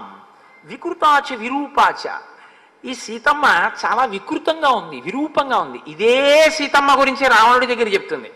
ఎంత గొప్పగా చెప్తుందో తెలుసా అండి. అసలు ఆ సీతమ్మ అందం ఏమిటంటే, అప్పుడు అందం ఎందుకు కనపడింది అంటే, అప్పుడు కక్ష ఏమిటంటే, ఆ సీతమ్మని రావణుడు ఎత్తుకొచ్చేయాలి, ఆవిడ ఏడవాలి, అందుకు సీతమ్మ అందం చెప్పింది. ఇక్కడ సీతమ్మ అందంగా మరి కనపడకపోవడం ఏంటి అంటే, ఇప్పుడు ఈవిడ మాటలు వినేసి రాముడు అకస్మాత్తుగా చిచ్చి నిజమే ఈవిడేంటి బాగులేదు అని అనేసుకోవాలి, అనేసుకుని వదిలేయాలి, వదిలేసి శూర్పణఖని చేపట్టేయాలి. తను ఎంత లేకి మనసో రాముడంత లేకి మనసో అనుకోవడం. కొంతమంది మనం చేసే ప్రచారం కూడా అలాగే ఉంది ఇవాళ. మన అదేంటి ప్రసార సాధనాలు కానివ్వండి, మన సినిమాలు కానివ్వండి, మన సాహిత్యం కానివ్వండి, అంతే లవ్ ఎట్ ఫస్ట్ సైట్ ఇట. ఏమిటి దాని అర్థం ఏమిటో నాకు ఎప్పటికీ అవగతం కాదు. అసలు ఏమి యుక్తాయుక్త విచక్షణ ఏమిటి? వాడెవరో ఏమిటో ఆవిడికేం తెలియదు, ఆవిడెవరో ఏమిటో వాడికేం తెలియదు. వాళ్ళ శుభలేఖ కూడా అలాగే ఉంటుంది. I solicit your gracious presence. ఎందుకంటే తల్లి లేదు, తండ్రి లేడు, బంధువులు లేరు, అన్నదమ్ములు లేరు, వాడు అనాథ, ఆవిడ అనాథ, ఇద్దరు అనాథలు పెళ్లి చేసుకుంటున్నారు అని శుభలేఖ వాళ్ళ పేరు మీదే ఉంటుంది. అంత దరిద్రమైన సంస్కృతికి ఇవాళ మనం దిగజారిపోయాం. కాబట్టి వికృతాచ విరూపాచ నేయం సదృశీతవా అలంకృత శిశికలాభ్యాం నిజితప ఫలాభ్యాం. ఒండరులు తపస్సుకు ఫలమై ఉన్నారు. తగునీ చక్రి విదర్భరాజసతకున్ తథ్యంబు వైదర్భయం తగునీ చక్రికి ఇంత మంచి తగునే దాంపత్యమి ఇద్దరిం తగులంగట్టిన బ్రహ్మ నేర్పరి కదా. కాబట్టి ఒండరులు తగి ఉన్నారు అన్నమాట మనం అనాలి. ఆవిడంటోంది నీకు ఈవిడ తగినది కాదు, మీ ఇద్దరికి బావులేదు, ఆ దాంపత్యం చూడ్డానికి అందంగా లేదు ఈ సీత. కాబట్టి అహమేవానురూపాతే, నేనైతే నీ పక్కన బాగుంటా. భార్య రూపేణ పశ్యమాం, కాబట్టి నీవు నన్ను భార్యగా స్వీకరిస్తే చాలా అందంగా ఉంటుంది. ఇమాం విరూపమసతీం కరాళాం నిర్ణతోదరీం అనేనతే సహభ్రాత్ర భక్షయిష్యామి మనుషీం. ఈవిడికి అసలు సీతమ్మ గురించి ఏం తెలిసిన ఇన్ని సర్టిఫికెట్లు ఇచ్చేసిందో మనకు అవగతం కాదు. ఇది శూర్పణఖ అయిందే అనుకోకండి. ఏమిటో తెలుసున్నట్టు ప్రతి వాడి గురించి అదే పనిగా అసలు ఎవరినైనా మీరు పరిచయం చేయగానే ప్రిజుడీస్ అని ఒకటి ఉంటుంది. రైల్లో ఎదురుగుండా వచ్చి ఎవరో ఒక ఆయన కూర్చుంటాడు, కూర్చోగానే పెట్టి జాగ్రత్త అంటాడు వీడు. అంటే ఎందుకు పెట్టి జాగ్రత్త అన్నారు అనుకోండి, ఆ గడ్డం అది ఆయన్ని చూస్తే అనుమానంగా ఉంది, ఆయన ఏదో రామాయణం చెప్పుకోవడానికి గడ్డం పెంచుకున్నాడేమో. కాబట్టి ప్రిజుడీస్ అంటే మనస్సులో ఉండేటటువంటి పక్షపాత ధోరణి చేత నిర్ణయానికి వచ్చేయడమే. ఆయన ఎవరు ఏమిటి ఏమక్కర్లేదు, ఓ మాట అనేయడమే. ఇమాం విరూపాం అసతీం, చాలా చెడ్డది వికృతమైన రూపంతో ఉంది ఈ సీత. కరాళాం, బాబోయ్ ఎంత భయంకరంగా ఉందో. ఎవరు శూర్పణఖ భయంకరమా, సీతమ్మ భయంకరమా? ఇంకా ఇంతకన్నా హాస్యమే ఉంటుందండి లోకంలో. నిర్ణతోదరీం, ఆ కడుపు చూడు లోపలికి పోయి ఎలా ఉందో. అనేనతే సహభ్రాత్ర, ఈవిడ ఆ లక్ష్మణుడు వీళ్ళిద్దరు ఏమిటి నీతోటి ఇలాగా? ఈవిడ పక్కనుంటే ఒప్పించి ఇప్పుడు ఆవిడ్ని దూరంగా పంపించి నన్ను భార్యాస్థానంలో కూర్చోపెట్టుకోవడం అనేటటువంటిది నీకు కొంచెం సమయం పడుతుందేమో. అంత సమయం నేను ఎదురు చూడడానికి సిద్ధంగా లేను. కాబట్టి ఏం చేస్తానంటే ఈ గొడవ వదిలిపోతే నన్ను స్వీకరిద్దాం అనుకుంటున్నాం. ఆ రాముడి చూపులు ఆవిడకి అంతే అర్థమయ్యాయి అనుకోవాలి. రాముడు ఆవిడ ఈ మాటలు చెప్పగానే అసలు ఇలా నోరు ఎళ్ళబెట్టేసి నోటి వెంట చొంగ కార్చుకుంటూ, కొంతమంది రైల్లో వెళ్ళిపోతున్నటువంటి ఆడపిల్లల దగ్గర కిటికీల దగ్గర నిలబడి చూసేటటువంటి కీచకులు ఎలా ఉంటారో అలా ఆవిడ అనేసుకుని, రాముడు నా వంక పాపం ఎంతలా చూస్తున్నాడో, నన్ను తొందరగా భారీగా పొందుదాం అనుకుంటున్నాడు, ఈవిడ్ని ఎలా వదుల్చుకోవడం అనుకుంటున్నాడు, ఈవిడ్ని వదుల్చుకోవడం అనేటటువంటి కష్టం పాపం రాముడికి ఎందుకు పెట్టాలి, అదేదో నేనే తేల్చేస్తే సంతోషంగా నాతో తిరుగుదాం అనుకుంటున్నాడు అని ఈవిడే చెప్పేస్తోంది అంతే తీర్పు. భక్షయిష్యామి మానుషీం, దానికంత పెద్ద నువ్వేం కంగారు పడక్కర్లేదు, నేను తినేస్తాను వీళ్ళిద్దరిని, నేను తినేస్తాను, అప్పుడు నువ్వు నాతో సంసారం చేద్దావు. ఆ తర్వాత ఈమె తినేస్తుందేమో కూడా అనుమానం. కాబట్టి తథ పర్వత శృంగాని వనాని వివిధాని చ పశ్యన్ సహ మయా కాంత దండకాం విచరిష్యతి. ఆ తర్వాత వీళ్ళిద్దరిని తినేయగానే మన ఇద్దరం ఏం చేయాలో తెలుసా? ఇంకా హనీమూన్కి బయలుదేరడమే. తథ పర్వత శృంగాని, పర్వత శిఖరముల మీద మన ఇద్దరం కలిసి వనాని వివిధాని చ, వివిధమైనటువంటి వనాల్లో పశ్యన్ సహ మయా కాంత, నాతో కలిసి దండకాం విచరిష్యతి, చక్కగా ఈ దండకారణ్యం అంతా మనం విహరిద్దాం. కాబట్టి నేను వీళ్ళిద్దరిని తినేస్తాను. ఇప్పుడు మీరు ఈ మాటల చేత ఏమి తెలుసుకోవలసి ఉంటుందంటే, అసలు ఆవిడ ఇప్పుడు రాముడు ఏం చెప్పినా వినడానికి సిద్ధంగా లేదు. విపరీతమైనటువంటి కామోద్రేకంతో, భావన వ్యగ్రతతో ఉంది. లోకంలో ఆడదాని యొక్క మనస్సుని సముద్రంతో పోలుస్తారు, పురుషుడి యొక్క మనస్సుని పర్వతంతో పోలుస్తారు. ఎందుకంటే క్రూర మృగాలు కానివ్వండి, ఎలకలు కానివ్వండి, పాములు కానివ్వండి, ఎన్ని అందులో చేరినా స్థిరంగా ఆయన నిలబడవలసి ఉంటుంది. సముద్రం బడబాగ్నిని కడుపులో పెట్టుకుంటుంది, పైకి గంభీరంగా ఉంటుంది. ఆడది ఎంత కష్టం ఉండనివ్వండి, పైకి సంసారంలో భర్తని వీధిలో పడేయకుండా లాక్కొస్తుంది సంసారాన్ని. వజ్రాలు కూడా కడుపులోనే ఉంటాయి, కానీ ఆవిడ మాత్రం ఎప్పుడూ పైకి గంభీరంగానే ఉంటుంది. అలా ఇప్పుడు ఈ ఆడదానితో నోర్మోయ్ ఏమిటి మాట్లాడినాడు అనుకోండి, ఇంత భావనా వ్యగ్రత ఎటువైపుకు పెడుతుందో, వెళ్ళి ఇది ఏ స్థితిని తీసుకొస్తుందో. ఒక ఆడదానితో అంత పరుషంగా మాట్లాడడం ఎందుకు? మహర్షి చెప్తున్నారుగా, సమీపే స్త్రీజనస్యచ.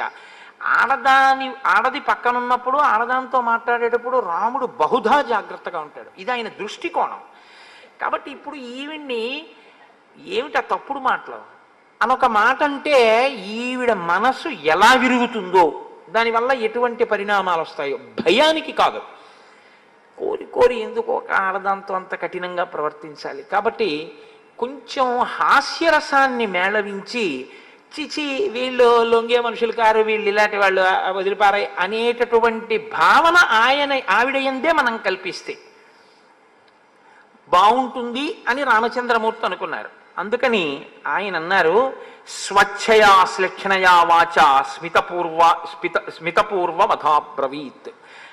ఆయన మహర్షి చెప్పేటప్పుడే చెప్తున్నారు, స్వచ్ఛయ, పరిశుద్ధమైనటువంటి వాక్కు. ఆ వాక్కులో అవతల వారిని ఖేద పెట్టాలి అన్న ఉద్దేశం లేదు. అవతల వాళ్లతో విరసం ఎక్కువైన సరసమాడాలనేటటువంటి హృదయం ఉన్నవాడు కాడు. ఆయన హృదయం ఏమిటంటే ఆవిడ మనసు గాయపడకుండా పంపించేద్దాం.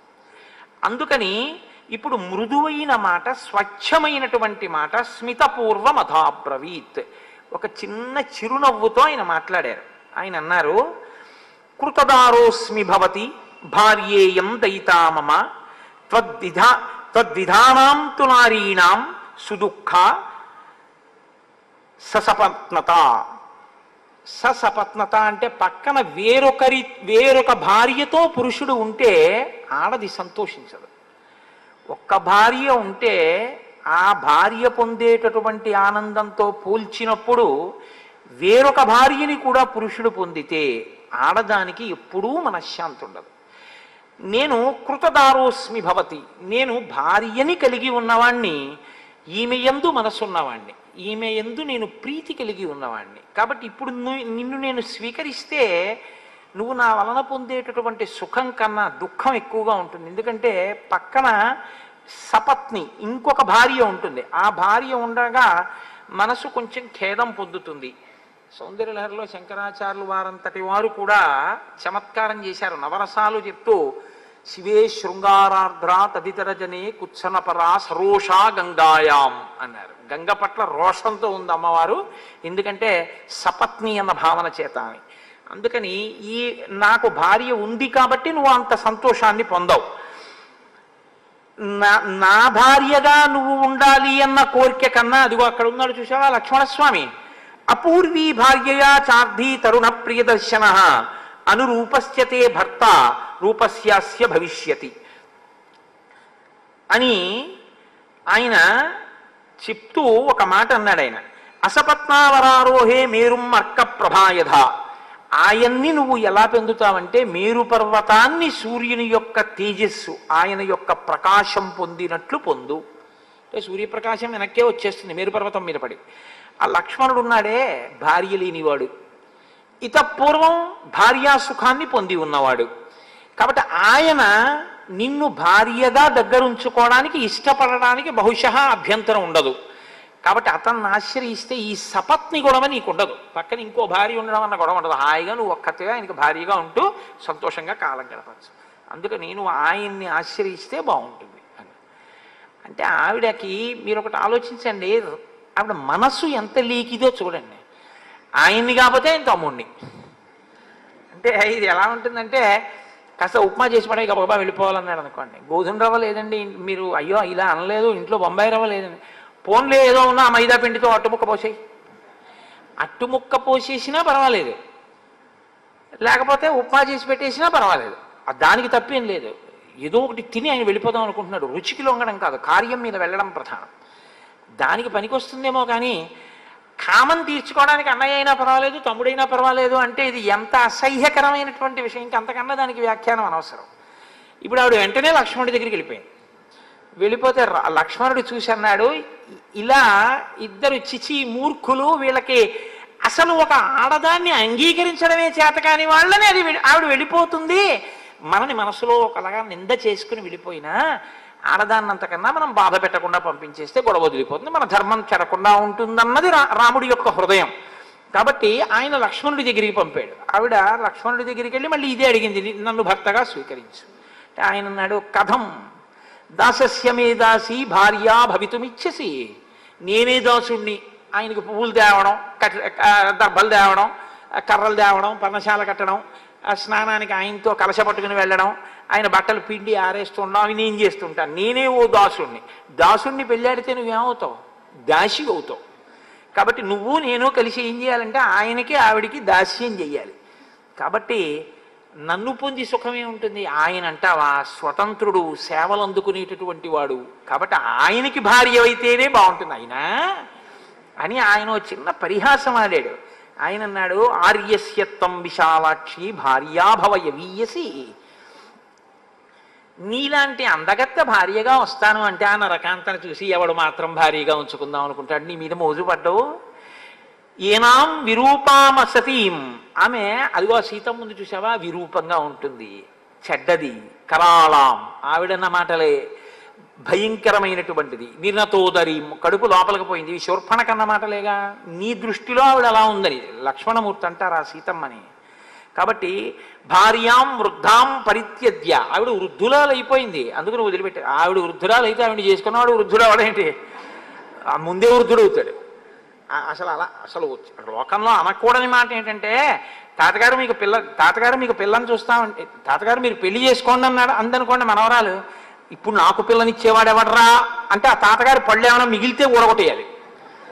నోర్మూయి ఇప్పుడు నాకు పెళ్ళి ఏమిటి అనాలి, అంతేగాని నాకు ఇంకా పిల్లనిచ్చేవాడు ఎవడరా అంటే అంటే ఎవడన్నా ఇస్తే చేసుకుంటా ఇప్పుడు. కాబట్టి ఆయన లక్ష్మణమూర్తి ఆవిడ కోణంలోనే చెప్తున్నారు, నువ్వు ఇలా కదా అనుకుంటున్నావు, అప్పుడు రాముడు నిన్నెందుకు స్వీకరించాలనుకుంటున్నావు. కాబట్టి ఆవిడ వృద్ధురాలు అయిపోయింది. ఆవిడ వృద్ధురాలు అయితే రాముడు వృద్ధుడవడం ఏమిటి, ఆవిడకన్నా పెద్ద ఆయన ముందే వృద్ధుడై కూర్చుని ఉంటుంటాడు.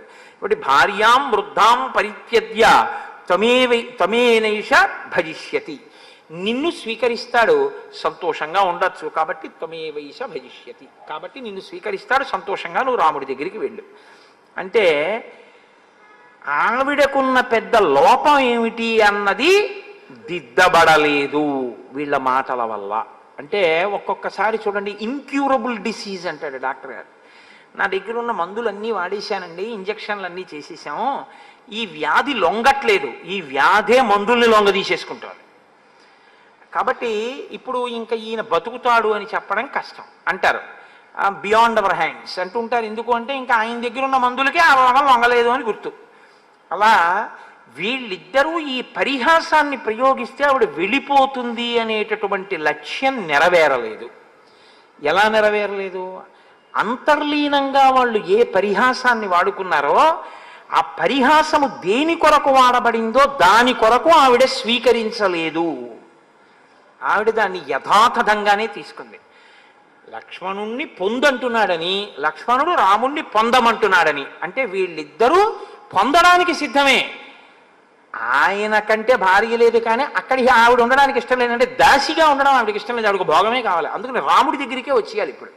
అంటే రాముడు కూడా ఇష్టపడుతున్నాడు, ఈయన చెప్తున్నాడు, కానీ ఈవిడే అడ్డొస్తోందన్నట్టుగానే అర్థమైంది ఆవిడకి. పరిహాసం అర్థం కాక మన్యతే తద్వచస్తభ్యం పరిహాస విచక్షణ. ఆవిడికి అసలు ఆ పరిహాసము అనేటటువంటిది ఎందుకు ప్రయోగించారన్న దాని తాత్పర్యము అర్థము కాలేదు. కాబట్టి ఆమె రాముడి దగ్గరికి వెళ్ళింది. మళ్ళీ సీతమ్మతో కూర్చుని పర్ణశాలలో ఆయన మాట్లాడుతున్నాడు. ఒక్కసారి ఆ వెళ్ళం మహోల్కా రోహిణీమివా, రోహిణీ నక్షత్రం మీద పడుతున్నటువంటి ఉల్క ఎలా పడిపోతుందో అలా పడిపోయి రామా, ఈమె నీ భార్యాస్థానంలో కుదరదు, ఇక్కడ ఉండడానికి వీల్లేదు, ఈమెని నేను తినేస్తాను, నీకు నేను భార్యనైపోతానని అమాంతం వెళ్ళి సీతమ్మ మీద పడిపోతే హడిలిపోయింది సీతమ్మ. వెంటనే రాముడు ఒక్కసారి హుంకారం చేశాడు. ఆ హుంకారానికి ఒక్క క్షణం ఆగింది. వెంటనే రాముడు లక్ష్మణుడి వంక తిరిగి అన్నాడు, క్రూరైరన అనార్యై సౌమిత్రే పరిహాస కదంచన. ఈమె చాలా క్రూరురాలు, అనార్యమైనటువంటి మనిషి. ఇటువంటి ఆవిడితో పరిహాసం కుదిరేటట్టుగా లేదు. ఇటువంటి ఆవిడితో ఎక్కువ పరిహాసం మంచిది కాదు కూడా. నా కార్య పశ్య వైదేహీం కథంచిత్ సౌమ్యజీవతీం. కొంచెం నేను కానీ జాగరూకుడనై ఉండకపోతే సీతమ్మ బతికుండేది కాదేమో, అమాంతం కొరికి తినేస్తుంది కూడా. కాబట్టి ఇమాం విరూపాం అసతీం, ఈమెని ఇటువంటి చెడ్డ మనిషిని విరూపం చేసేసాయి. ఎందుకంటే ఈమె నేను మంచి స్వరూపిణి అన్న భావనతో కామోద్రిక్తయ్యి ప్రవర్తించకూడని రీతిలో ప్రవర్తిస్తోంది. కాబట్టి విరూపం చెయ్యి, అప్పుడు ఇటువంటి భావనలు పోతాయి. చంపడం ఇష్టం లేక ఆడదాన్ని సాధ్యమైనంత అవకాశం ఇచ్చే ప్రయత్నం రామచంద్రమూర్తి చేస్తున్నారు. కాదు ఒక నరుడిగా అలా ప్రవర్తించినట్లు కనపడుతూ అవతార ప్రయోజనాన్ని కూడా సిద్ధింపచేస్తుంటారు. లేకపోతే తాటకని సుబాహుని చంపినటువంటి వారు మారీచుణ్ణి విడిచిపెట్టడం కూడా రామావతార ప్రయోజనం సిద్ధింపచేసుకోవడానికి మార్గమే అయింది. కాబట్టి ఇమాం విరూపమసతీం అతిమత్తాం మహోదరీం రాక్షసీం పురుషవ్యాఘ్ర విరూపయితుమర్హసి. ఈమెని వెంటనే నువ్వు విరూపని చెయ్యి అనేటప్పటికీ చిచ్ఛేద కర్ణనాశం మహాబల. అక్కడే ఉన్నటువంటి ఖడ్గాన్ని తీసి లక్ష్మణమూర్తి ఆమె యొక్క ముక్కు చెవులు కోసేశాడు. ముక్కు చెవులు కోసేస్తే చాలా విరూపంగా ఉంటారు కదండి. చెవులు అనేటటువంటివి ఏదో కళ్ళజోడు పెట్టుకోవడానికి బాగుండేవిలా ఉంటాయి అనిపిస్తుందేమో, కానీ నేను ఒకసారి రైల్లో వెళ్తున్నప్పుడు నేను నిద్రపోతుండగా లోయర్ బెర్త్లో ఉండగా పక్క బెర్త్లోకి ఎవరో రాత్రి వేళ ఏదో జాయినింగ్ ఎట్ సో స్టేషన్స్ ఉంటారు కదా, వచ్చి పడుకున్నారు. అయిపోయిందా, దుప్పటి కప్పారు, పడుకోబెట్టారు. ఆ మర్నాడు నేను ఉదయం నిద్ర లేచి మొహం కడుక్కుని కూర్చున్నాను. సికింద్రాబాద్లో దిగిపోవాలి. సికింద్రాబాద్ అంటే ఎంతసేపు పడుతుంది? గోదావరి ఎక్స్ప్రెస్. ఆ రోజుల్లో గౌతమి లేదు. ఆయన ఈ పడుకున్న అయినటువంటి ముఖం నుంచి బట్ట కిందకి జారిపోయింది. నాకు ఒక 2 రోజులు భోజనం సహించలేదు. కారణం ఏంటంటే ఆయన ఏ అగ్ని ప్రమాదానికి లోనయ్యాడో నాకు తెలియదు, కానీ ఆయన కనుగుడ్లు, ముక్కు, చెవులు అన్నీ కాలిపోయాయి. కాలిపోవడంలో ఈ ముక్కుకు బదులు 2 కన్నాలు మాత్రమే కనపడుతున్నాయి. ఈ చెవులు తీసేసి వీటి బదులు ఇక్కడ 2 కన్నాలు కనపడుతున్నాయి. నాకు విరూపం పొందడం, ముక్కు చెవులు కొయ్యడం అంటే ఎంత వికృతంగా ఉంటారో, ఎంత ఇక వెళ్ళి ఎవరి దగ్గర నేను అందగత్తెనని చెప్పుకోకుండా ఉండడానికి లక్ష్మణుడు విరూపవతిని ఎందుకు చెయ్యవలసి వచ్చిందో, ఎందుకు ముక్కు చెవులు కోశాడో అప్పుడు అర్థమైంది. ఆ ముక్కు చెవులు పోతే అంత విరూపాన్ని పొందుతారు, కానీ ప్రాణం మాత్రం పోదు. ఏదో వైటల్ ఆర్గాన్ని తీసేసినట్టుగా మాత్రం కాదు. ఎందుకంటే ముక్కు కోసేసినంత మాత్రాన ఊపిరాడకపోదు, చెవులు తీసేసినంత మాత్రాన వినపడవలసినవి వినపడకుండా ఉండవు. ఇక నుంచి కనీసం ఆవిడ ఈ మాట అనకూడదు, జాగ్రత్తగా వినాలి, జాగ్రత్తగా చూస్తూ ఉండాలి, జాగ్రత్తగా వాసనలు గ్రహిస్తూ ఉండాలి తప్ప ఇష్టం వచ్చినట్టు. ప్రధాన ప్రయోజనం ఒక్కటే, స్పష్టంగా రాముడు చెప్తున్నాడు, విరూపను చెయ్యి, చంపమని చెప్పలేదు. ఇక ఎప్పుడూ ఇటువంటి కామోద్రేకం పొందకూడదు, ఈవిడ ఎవరినీ బాధ పెట్టకూడదు. కాబట్టి వెంటనే లక్ష్మణమూర్తి ఆ ముక్కు చెవులు కోసేశారు. ఇప్పుడు ఆవిడ పెద్ద కేక వేసుకుంటూ, పెద్ద గర్జన చేసుకుంటూ ఆ కారిపోతున్నటువంటి నెత్తుటితోటి కరుడు అనబడేటటువంటి ఆవిడ సోదరుడి దగ్గరికి వెళ్ళి పడిపోయింది. అక్కడే జనస్థానంలో ఆయన 14,000 మంది రాక్షసులతోటి ఉంటున్నాడు. ఆ కరుడు ఆయన దగ్గర ఉండేటటువంటి సేనాధిపతులు త్రిశిరసుడు అనబడేటటువంటి ఆయన 3 తలకాయలతో ఉంటాడు. దూషణుడు అనబడేటటువంటి ఒక సేనాధిపతి, 14,000 సైన్యం. వీళ్లతో కరుడు ఆ జనస్థానంలో ఉంటున్నాడు. ఈ కరుడు విశ్రవసో బ్రహ్మయందు పాక అనబడేటటువంటి ఒక రాక్షసాంగన ఎందు జన్మించినవాడు. అందుచేత శూర్పణఖకి సోదరుడయ్యాడు అని మహాభారతంలో ఉంది. కాబట్టి తనకి సోదరుడవుతాడు కరుడు. ఇప్పుడు ఆ కరుడు దగ్గరికి వెళ్ళి పడిపోయింది ఆవిడ. పడిపోతే ఆయన అన్నాడు, ఏమీ ఎవరికీ అపకారం చేయకుండా పడుకున్నటువంటి నల్లత్రాసు యొక్క తోక ముట్టుకున్నవాడెవడు, కోరి ప్రాణముల మీదకి ఉపద్రవం తెచ్చుకున్నవాడెవడు, జనస్థానంలో నేను ఇంతమంది రాక్షసులతో ఉండగా నీ ముక్కు చెవులు కోసి నిన్ను విరూపని చేసిన వాడెవరు, నాకు చెప్పవలసింది. అంటే ఆవిడికి ఇంకా ఎంత కామ ఉండిపోయిందంటే రామలక్ష్మణుల మీద. ఆవిడంది తరుణౌ రూపసంపన్నౌ సుకుమారౌ మహాబలౌ పుండరీక విశాలక్షౌ చీర కృష్ణాజినాంబరౌ ఫలమూలాశనౌ దాంతౌ తాపసౌ ధర్మచారిణౌ పుత్రౌ దశరథస్యాస్తం భ్రాతరౌ రామలక్ష్మణౌ. నేను దండకారణ్యంలో ఇద్దరిని చూశాను. వాళ్ళు తరుణవు, మంచి యవ్వనంలో ఉన్నవాళ్ళు, రూపసంపత్తి కలిగినటువంటి వాళ్ళు, సుకుమారులు, మహాబలవంతులు, విశాలమైనటువంటి కన్నులు కలిగినటువంటి వాళ్ళు, నారచీరలు కట్టుకున్న వాళ్ళు, ఆ జింక చర్మాన్ని కట్టుకున్నటువంటి వాళ్ళు, ఫలమూలములను తింటున్న వాళ్ళు, ఇంద్రియ నిగ్రహము కలిగినటువంటి వాళ్ళు, తాపసులు, ధర్మమును ఆచరించేటటువంటి వాళ్ళు, దశరథ మహారాజు యొక్క పుత్రులు, అన్నదమ్ములు, రామలక్ష్మణులు అన్న పేరు కలిగినటువంటి వాళ్ళు. వాళ్ళ మధ్యలో ఒక ఆడదుంది. జరిగిన వృత్తాంతాన్ని జరిగినట్టు చెప్పదు. ఇప్పుడు ఏది రాముడు జరగకూడదనుకున్నాడో అదే జరిగింది.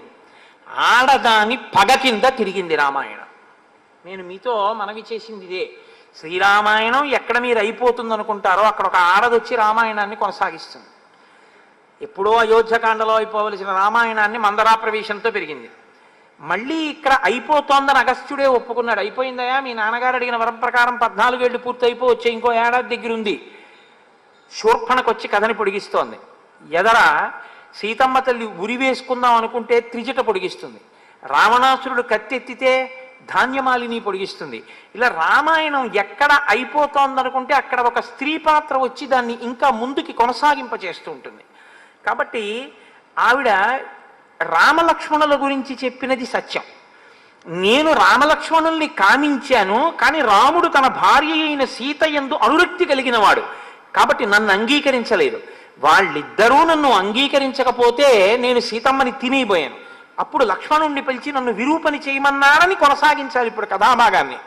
అలా కొనసాగిస్తే ఆవిడ హృదయం చాలా మంచిదైంది అని గుర్తు కదండి. సత్యం కదా మాట్లాడుతుంది ఆవిడ. అలా ఎలా మాట్లాడుతుంది? ఇప్పుడు ఎక్కడ మెలిక తిప్పాలో అక్కడ తిప్పుతుంది కథని. అంటే తనది తప్పు లేదు, వాళ్ళదే తప్పన్నట్టు మాట్లాడుతుంది. కరుడన్నవాడి యొక్క రాక్షసత్వం ఏమిటో తెలుసా అండి? తన చెల్లెలు ఎంత గొప్పదో ఆయనకి తెలుసు, కానీ పైన అలా మాట్లాడుతున్నావే, తాపసవు అంటున్నావే, కందమూలములు తిన్నవాళ్ళు అంటున్నావే, దాంతవు జితేంద్రియులు అంటున్నావే, అలాంటి వాళ్ళు నీ ముక్కు చెవులు ఎందుకు కోశారు? కేవలం ఒక చిన్న కారణానికి కోసేస్తారా అని విచారణ చేసే ప్రయత్నం ఆయన చేయడు. తలుచుకున్నప్పుడే తాత పెళ్ళి అంటారే, అటువంటి వాళ్ళకి ఏంటంటే అవకాశం దొరికితే చాలు వెళ్ళి మీద పడిపోవడం ఎవరి మీద.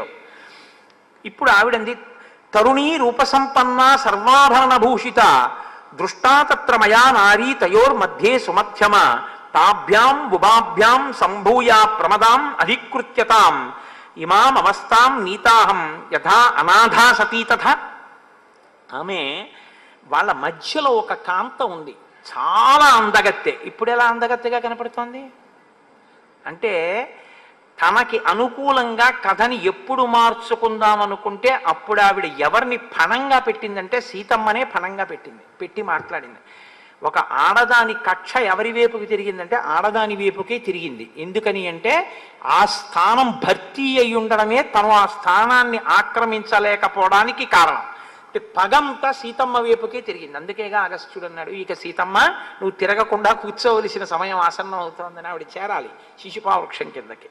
కాబట్టి అనాథని ఎలా అవమానిస్తారో అలా నేను ఆమె జోలికి వెడితే, అంటే మనం రాక్షసులం కాబట్టి అందంగా కనపడినటువంటి దాన్ని తినడం వాళ్ళకి ఇష్టం. మన లోకంలో ఎలా ఉంటుందంటే అక్కడ యాపిల్ పండు, ఓ కమలా పండు, ఓ బత్తాయి పండు, ఓ ద్రాక్ష పళ్ళ గుత్తి ఉన్నాయనుకోండి, మీకు అవసరం ఉన్నా లేకపోయినా మంచి గులాబీ రంగులో పొటమరించినట్టుగా ద్రాక్ష పళ్ళు, ఇంతంత కమలా పళ్ళు, ఇంతంత మామిడి పళ్ళు ఉన్నాయనుకోండి. మామిడి పండు అప్పటికప్పుడు తినడం కష్టం, దానికి ఏదో పళ్ళెం ఉండాలి, పక్కకి వెళ్ళాలి, దాన్ని తినాలి, చేతులు నిండా పడుతుంది, కడుక్కోవాలి. అదే ద్రాక్ష పండు అనుకోండి, ఇలా అని నోట్లో పడిసుకోవడం తేలిక. కాబట్టి ఆ ముగ్గురులో నువ్వు సీతనే ఎందుకు తిందాం అనుకున్నావు ముందు? ఓ ద్రాక్ష పండు అంత నదరగా ఉంది కాబట్టి నేను సీతమ్మని తినడం కోసమని వెళ్ళాను, సీతమ్మ జోలికి వెళ్ళాను. వాళ్ళిద్దరు ఏం చేశారో తెలుసా? ఆ పాటి దానికి ఇలా కోసేశారు ముక్కు చెవులు, విరూపం చేసేశారు. నీ దగ్గరికి వచ్చి పడిపోయాను. అన్నయ్య, నువ్వు నన్ను సఫలీకృత మనోరథను చెయ్యాలి. ఇప్పుడు నా కోరిక ఏమిటో తెలుసా? సఫేనం పాతుమిచ్చామి రుధిరం రణమూర్ధని. యుద్ధంలో నువ్వు వాళ్ళ ముగ్గురిని చంపేస్తే వాళ్ళ శరీరములలోంచి పైకి ఉబికి వస్తున్నటువంటి నురగలతో కూడిన నెత్తుటిని నేను పానం చెయ్యాలి. అది నా కోరిక. కాబట్టి నువ్వు వెంటనే వాళ్ళ ముగ్గురిని చంపే. అది ఏమన్నా చిన్న పని అండి, వెళ్ళి ఒకసారి ఉత్తరీయం అడిగి పట్టరా అన్నంత తేలికేం కాదు కదా. అంతే, ఆయన ఉద్ధతి కూడా అలాగే ఉంటుంది. రాక్షసుడు అంటే వినదగునెవ్వరు చెప్పినా అన్నట్లుగా వినినంతనే వేగపడక వివరింపదగున్ కనికల్ల నిజము తెలిసిన మనుజుడే పోనీతి పరుడు మహిళోషుమతి. ఆయనకి అదేం అక్కర్లేదు, విన్నాడంతే. పగ ఎక్కడెక్కడ ఎవడి మీద తగువుకెళ్ళడానికి అవకాశం దొరుకుతూ ఉంటుందా అని వాళ్ళు వెతుక్కుంటుంటారు. అప్పుడు వెంటనే ఆయన ఏమన్నాడంటే 14 మహాబలాన్, ఓ 14 మంది బలవంతులైనటువంటి వాళ్ళని పిలిచాడు. పిలిచి మీరు ఆ రామచంద్రమూర్తి మీదకి యుద్ధానికి వెళ్ళండి, రామలక్ష్మణుల్ని సంహరించి రండి. వాళ్ళు అనుకున్నారు సీతారామలక్ష్మణులు తాపసులు నరులు, పెద్ద చంపడం పెద్ద విశేషం ఏమిటి, వాళ్ళు పెద్ద గంటకత్తులు వేసుకుని వెళ్ళిపోయారు. దాని గురించి పెద్ద నేనేం వర్ణన చేయవలసిన అవసరం అందులో ఏం ఉండదు. వాళ్ళు వెళ్ళిపోయి ఆయన్ని యుద్ధానికి పిలిచారు. ఆయన అన్నాడు మీరు ఎవరు, ఎందుకు వచ్చారు యుద్ధానికి అని అడిగాడు. ఆయన విషయం కనుక్కోకుండా అలా వీళ్ళల్లా ఆయన చంపేస్తే అప్పుడు రాముడికి కరుడికి తేడా ఏమి ఉండదు. అంటే వాళ్ళు ఇదిగో ఫలానా కారణానికి నువ్వు శూర్పణకి అవమానం చేసావుట, అందుకని నిన్ను చంపేయడానికి వచ్చేసాం మేము. ఆయన అన్నాడు మీరు నన్ను చంపేయడం ఏమిటి, నేను ఒక ధార్మికమైన మార్గంలో ఉన్నవాడిని, ధార్మికమైన నిష్ట కలిగినటువంటి వాడిని. మీరు నా జోలికి వస్తే మాత్రం మీరు 14 మంది మిగలరని గుర్తించండి. వాళ్ళు అలా ఏం మాటలకి వినేటటువంటి వాళ్ళు కారు. కాబట్టి ఇప్పుడు 14 మంది ఆయన మీదకి యుద్ధానికి వెళ్ళారు. ఆయనకి అది పెద్ద విశేషం ఏముంటుందండి రామచంద్రమూర్తికి. 14 మంది యొక్క గుండెలు చీల్చి అసలు పారేశాడు. ఒకేసారి 14 బాణములను ప్రయోగించాడు. అవి వీళ్ళ గుండెలను చీల్చి భూమిలో గుచ్చుకుని వెనక్కి తిరిగి వచ్చాయి. 14 మంది తెగటారిపోయారు. విచిత్రం ఏమిటంటే దీనికి ముక్కు చెవులు తెగిపోయి ఇంకా నెత్తురు కారుతున్నా ఈవిడ కూడా వచ్చింది వెనకాల శోభనకి. ఎందుకో తెలుసా అండి, ఆవిడ కోరిక పగ, కామము దేని కింద మారిందంటే పగగా మారింది. ఇది కదూ లలితా సహస్రనామ స్తోత్రంలో అమ్మవారి చేతిలో ఒక చేతిలో 5 పుష్పబాణములు ఉంటాయి. మనోరూపేక్షకోదండ పంచతన్మాత్రశాయక. ఆవిడ క్రోధాకార అంకుశోజ్వల.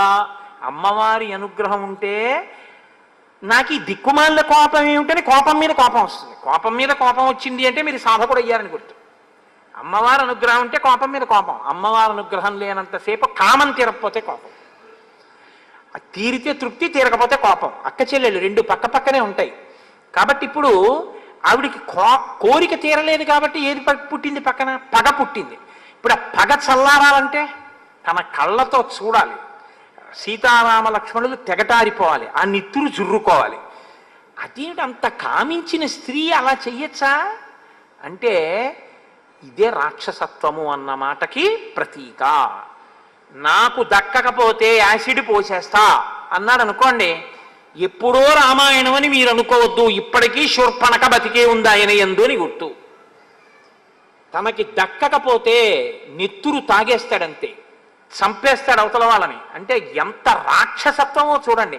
తనకే దక్కాలి, దక్కకపోతే నెత్తురే తాగుతాను. అందుకు వచ్చింది ఆవిడ వెనకాతల. కానీ ఇప్పుడు ఆవిడ అనుకోని పరిణామం ఏమిటంటే 14 మంది చచ్చిపోవడం. ఇప్పుడు మళ్ళీ కాబట్టి ఏం చేసింది, మళ్ళీ పరిగెత్తుకుంటూ కరుడి దగ్గరికి పోయి ఆ కరుడితో మళ్ళీ మొరబెట్టుకుంది. 14 మందిని కనురెప్పపాటులో కొట్టేశాడు. నువ్వేమిటనుకుంటున్నావు, మహావీరుణ్ణి అనుకుంటున్నావా? దండకారణ్యంలో ఋషులందరినీ రక్షిస్తానంటున్నాడు. ఉగ్రమూర్తి, మహానుభావుడు, తెగటార్చేస్తాడు. 14 మంది పనికి రాకుండా పోయారు రాముడి ముందు. ఈయన ఉద్ధత ఎటువంటిదంటే ఈయన వెంటనే అన్నాడు 14,000 మంది రాక్షసుల్ని సిద్ధం చేయండి, నా రథం సిద్ధం చేయండి, దూషణుణ్ణి పిలవండి, త్రిశిరసుడిని పిలవండి, ముగ్గురం కలిసి ఈ సైన్యాన్ని తీసుకుని యుద్ధానికి ఎడతా ఉన్నాడు. అందరూ కలిసి బయలుదేరారు. ఆ బయలుదేరుతున్నప్పుడు కరుడికి కొన్ని అపశకునములు కనపడ్డాయి. రామాయణం ఒక శకున శాస్త్రం కూడా, అందులో శకునముల గురించి కూడా మాట్లాడతారు. నిష్కారణంగా గాలి లేకుండా ధూళి పైకి రేగింది. ఆకాశంలో సూర్యుడి చుట్టూ ఒక కొరివి పట్టుకుని, అది ప్రత్యేకించి ఎప్పుడు కనపడుతూ ఉంటుందంటే దీపావళి పండుగ రోజున కాకర పువ్వు చేతితో పట్టుకుని పిల్లలు ఇలా తిప్పుతూ ఉంటారు. ఇలా తిప్పుతుంటే ఒక జ్వాలాచక్రం ఏర్పడుతుంది, ఎర్రటి కాంతి చక్రం తిరుగుతున్నట్టు ఉంటుంది. అటువంటిది ఎలా ఉంటుందో అటువంటి పరివేశం ఒకటి సూర్యుడి చుట్టూ పట్టుకుంది. నక్కలు ఎదురుగుండా వచ్చి నోళ్లు తెరిచి అరుస్తున్నాయి. కారణం లేకుండా గుర్రములు తొట్టుపడ్డాయి. ఒక్కసారి ఎక్కడి నుంచో ఒక గ్రద్ద వచ్చి కరుడు యొక్క పతాకం మీద వాలి ఎగిరింది. చెట్ల నుంచి అకస్మాత్తుగా పువ్వులు పళ్ళు కింద పడ్డాయి. పట్ట పగటి వేళ ఆకాశంలో నక్షత్రాలు కనపడ్డాయి. ఉల్కలు నేల మీద పడ్డాయి. సూర్యుడు అకస్మాత్తుగా మేఘాలలో వెళ్ళిపోయి బాగా చీకటి ఆవరించింది. ఇన్ని జరిగితే దుర్నిమిత్తములని తాను ససైన్యంగా మరణిస్తానని కరుడు తెలుసుకున్నాడు. కానీ మూర్ఖత్వం అన్న మాటకు అర్థం ఏమిటో తెలుసా అండి? శాస్త్ర ప్రమాణమును వెంటనే తన యొక్క పౌరుషంతో నెగ్గగలననేటటువంటి అతిశయము చేత ధిక్కరించడం. ఈ శకునాలన్నీ కనబడితే మాత్రం నాకేమిటి, సీతారామ లక్ష్మణుల్ని సంహరించకుండా నేను వెనక్కి రాను, ఈ శకునాలు నన్నించేస్తాయి, కాబట్టి బయలుదేరండి అన్నాడు. ఇప్పుడు 14,000 మంది యుద్ధానికి బయలుదేరుతుంటే ఎక్కడ లేనటువంటి పెద్ద కోలాహలం ధ్వని బయలుదేరే. ఇంత పెద్ద ధ్వని బయలుదేరితే రామచంద్రమూర్తి కూడా తన పర్ణశాలలోంచి విన్నారు. విని చాలా పెద్ద సైన్యమే యుద్ధానికి వస్తోంది. శకునములను బట్టి చూస్తే శకునములు మనకి అనుకూలంగా కనపడుతున్నాయి. కాబట్టి లక్ష్మణ, నేను ఇప్పుడు ఆ రాక్షసుల్ని తెగటారుస్తాను అంటూ రాముడు మాట్లాడడం అంటే చాలా సొగసుగా ఉంటుంది, చాలా అందంగా ఉంటుంది. లక్ష్మణుడి యొక్క కోరిక ఎప్పుడు ఎలా ఉంటుందంటే, అన్నగారికి కష్టం వచ్చింది అంటే అన్నగారు ఆ కష్టాన్ని పొందకూడదు, అన్నగారి కన్నా తానే ఆ కష్టాన్ని పొందాలి, అన్నగారు సుఖపడాలనేటటువంటి మనస్తత్వం ఉన్నవాడు.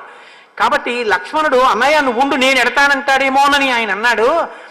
ప్రతికూలితుమిచ్చామి నహివాక్యమిదం త్వయా శాపితో మమ పాదాభ్యాం గమ్యతాం వత్సమాచిరం. నా పాదముల మీద బొట్టి పెట్టి చెప్తున్నాను లక్ష్మణ, ఇంకా నువ్వు ఈ విషయంలో మాట్లాడద్దు. నువ్వు సీతమ్మని తీసుకుని దూరంగా ఏదైనా గుహలోకి వెళ్ళిపో, ఎవరికీ కనపడకుండా, నేను వీళ్లతో యుద్ధం చేస్తాను అంటే. ఇలా చెప్తే లక్ష్మణుడి మనసు ఖేదపడి, అంటే నేను యుద్ధం చేయలేనని అన్న యుద్ధం చేస్తున్నాడేమో అనుకుంటాడేమోనని.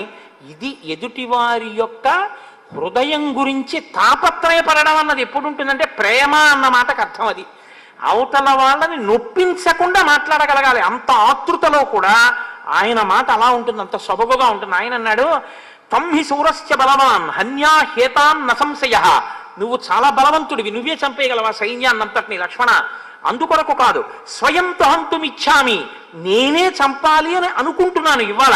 అందుకని సర్వనేవ నిశాచరాన్, వచ్చినటువంటి రాక్షసులందరినీ నేను చంపుతాను.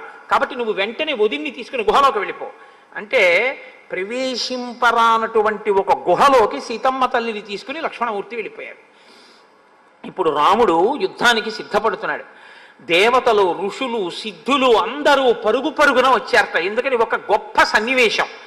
14 సహస్రాణి రక్షసాం భీమకర్మణాం ఏకశ్చరామో ధర్మాత్మ కథం యుద్ధం భవిష్యతి. 14,000 మంది అధర్మాత్ములైన వాళ్ళు ఒక పక్క, ధర్మాత్ముడైన రాముడు ఒక పక్క. యుద్ధంలో కూడా ధర్మం తప్పనివాడు ఆయన, యుద్ధంలో కూడా వక్ర మార్గాల్లో వెళ్ళేవాళ్ళు వాళ్ళు.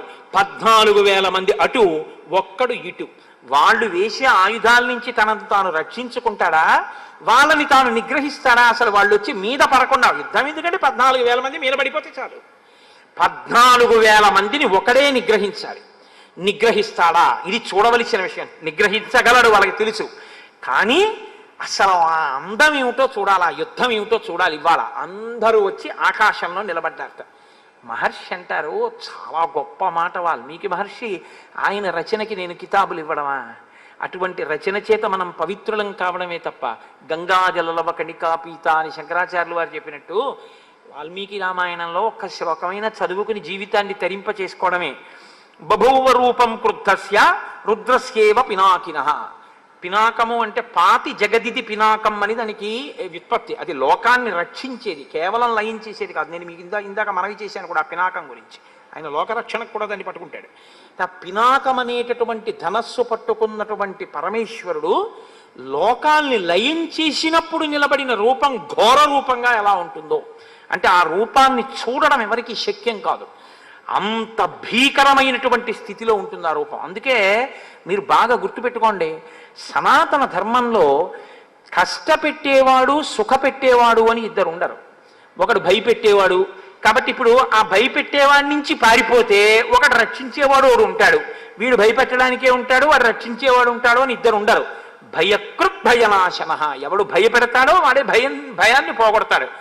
ఎవడు కష్టాన్ని ఇస్తాడో వాడే కష్టాన్ని తొలగిస్తాడు. కష్టం ఇవ్వడానికి, సుఖం ఇవ్వడానికి, కష్ట సుఖాతీతమైన జ్ఞానం ఇవ్వడానికి, జ్ఞానమిచ్చి మోక్షం ఇవ్వడానికి ఒక్కడే ఉంటాడు తప్ప ఇంకొకడు ఉండడు సనాతన ధర్మంలో. ఆ ఒక్కడే ఉంటాడు. ఆ ఒక్కడు అనేకంగా కనపడుతుంటాడు అంతే. కాబట్టి ఇప్పుడు ఎవరికి అది ఘోర రూపం? ఘోర రూపం ఎవరికంటే ఎదురుగుండా వచ్చేటటువంటి 14,000 మందికైన దుర్నిరీక్షుడు. అది వాల్మీకి మహర్షి యొక్క హృదయం. అక్కడ అది రుద్రస్వరూపం. ఆ స్వరూపం యొక్క తేజస్సు ముందు వాళ్ళు మడిసిపోవలసిందే. అగ్నిహోత్రంలో పడేటటువంటి మిడతల దండి ఎలా పడిపోతుందో అలా పడిపోతారు తప్ప రుద్ర తేజస్సు ముందు నిలబడడం అనేటటువంటిది ఇక సాధ్యం కాదు. అది లయం చేసేస్తుంది, పడగొట్టేస్తుంది.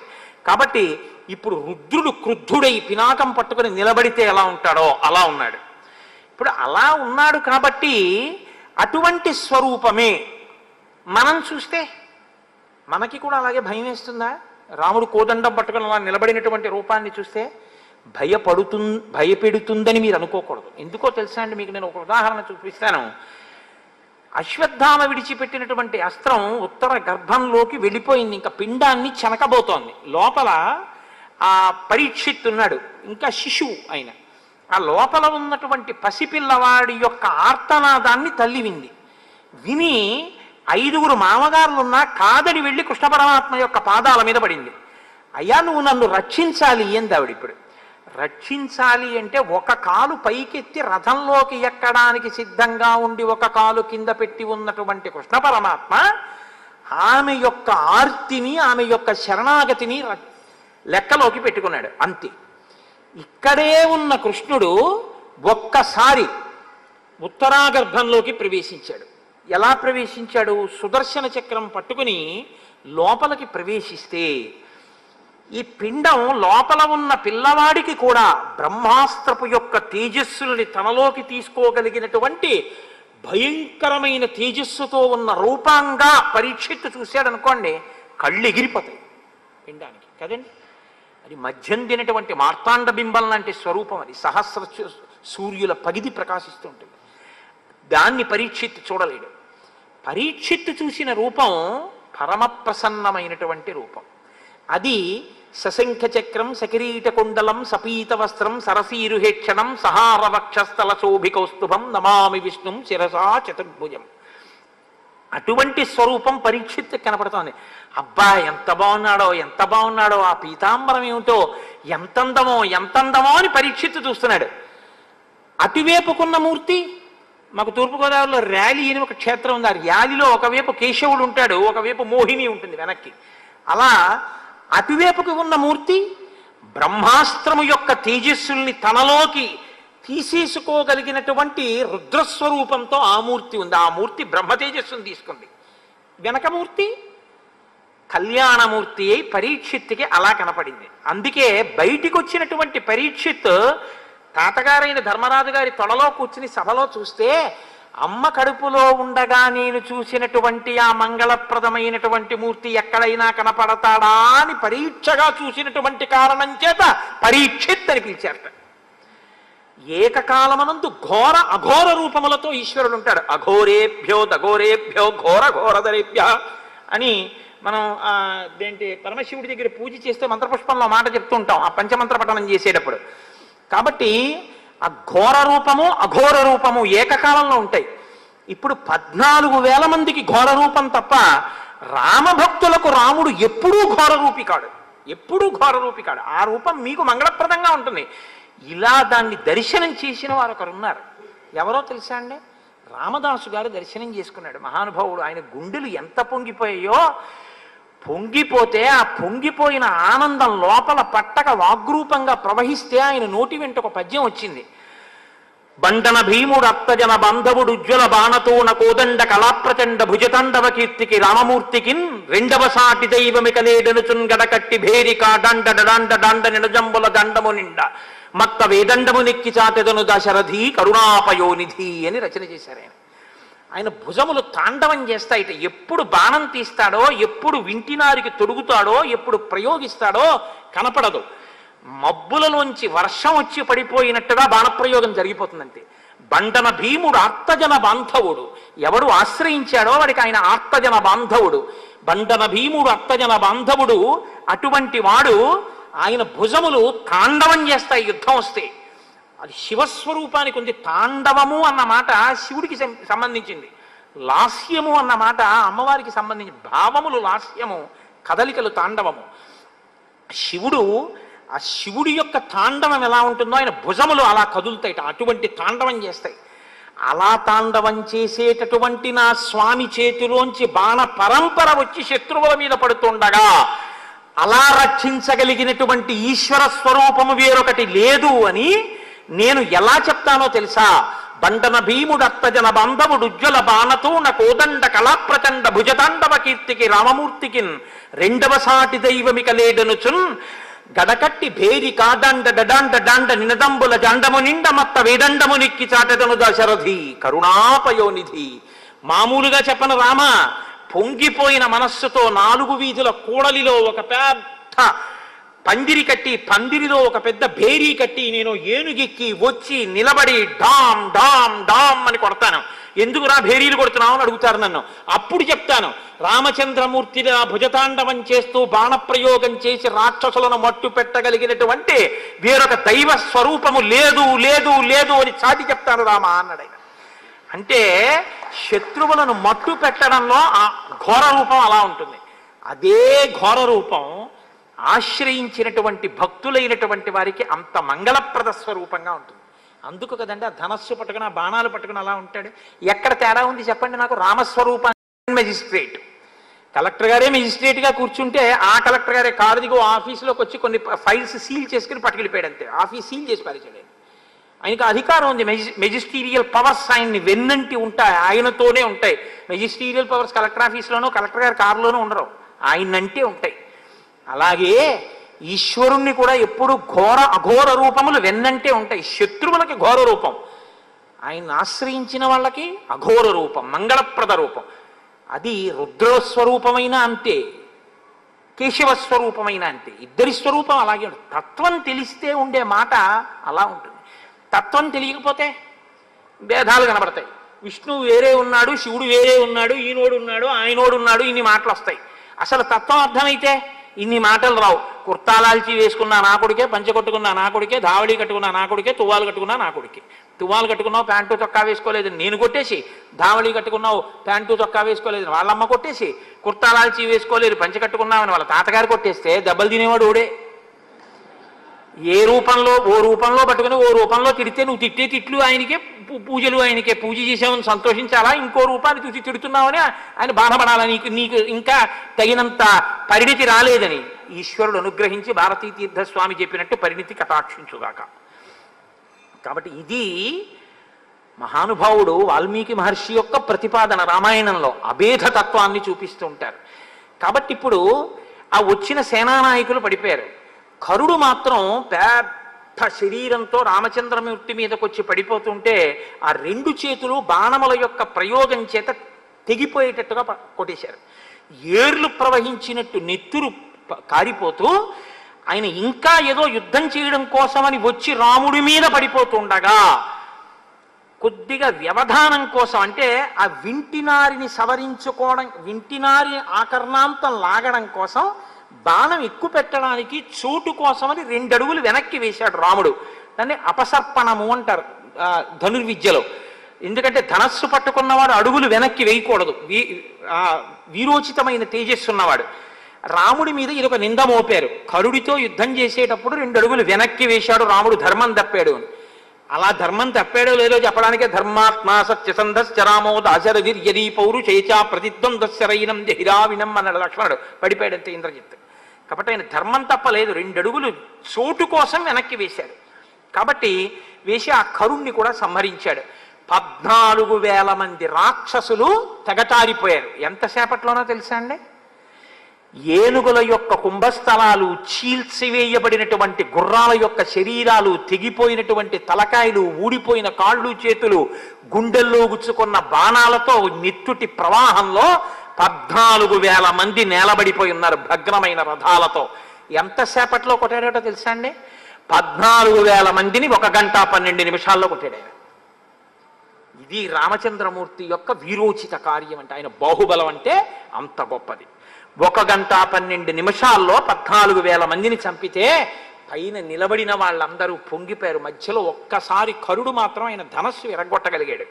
వెంటనే విష్ణుచాపాన్ని తీసుకుని చేతపట్టి సంహారం చేశారు. అగస్త్యుడు కావలసినవన్నీ గురువుల యొక్క అనుగ్రహం ఉంటే, గురువులు త్రికాలవేదులు, ఎక్కడికి వెళ్ళినా వాడికి వచ్చే ఉపద్రవాన్ని నుంచి తప్పుకోవడానికి కావలసినటువంటి సంభారములను గురువు సమకూర్చి పంపిస్తాడు. కాబట్టి అగస్త్యుడు అన్ని సిద్ధం చేసే పంపించారు. కాబట్టి ఇప్పుడు అలా ఒంటికి దెబ్బలు తగిలి నెత్తురు ఓడుతోందిట రామచంద్రమూర్తి శరీరం. మరి వాళ్ళు కూడా కొంత బాణప్రయోగం చేస్తారు కదండి. 14,000 మంది ప్రయోగించిన ఆయుధములను ఆకాశంలోనే విరగొట్టారు ఆయన, అసలు వచ్చి మీద పడకుండా. అయినా కొన్ని బాణాలు వచ్చి ఆయనకి తగిలాయి. ఆయన కవచాన్ని కూడా బదలగొట్టాడు కరుడు.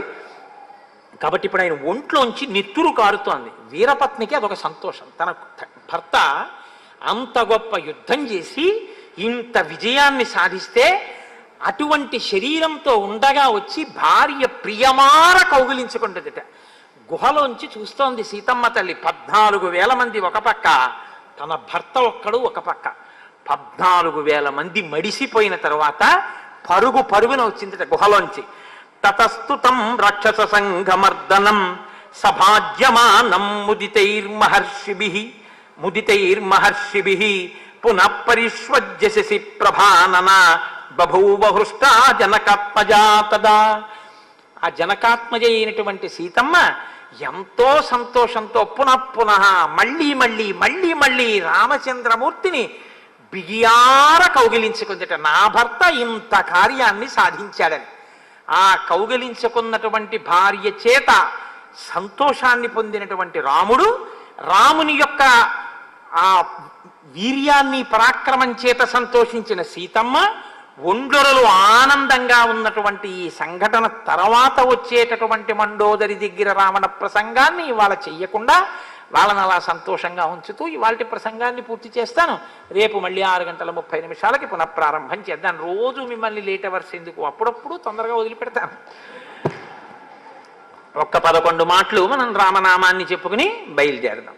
ఇవాళ హరిప్రసాద్ గారు చాలా ముఖ్యమైన విషయాన్ని ప్రస్తావన చేయబోతున్నారు. అందుకని మీరు కాసిన వారికెల్లను కొంగు బంగారు రామనామము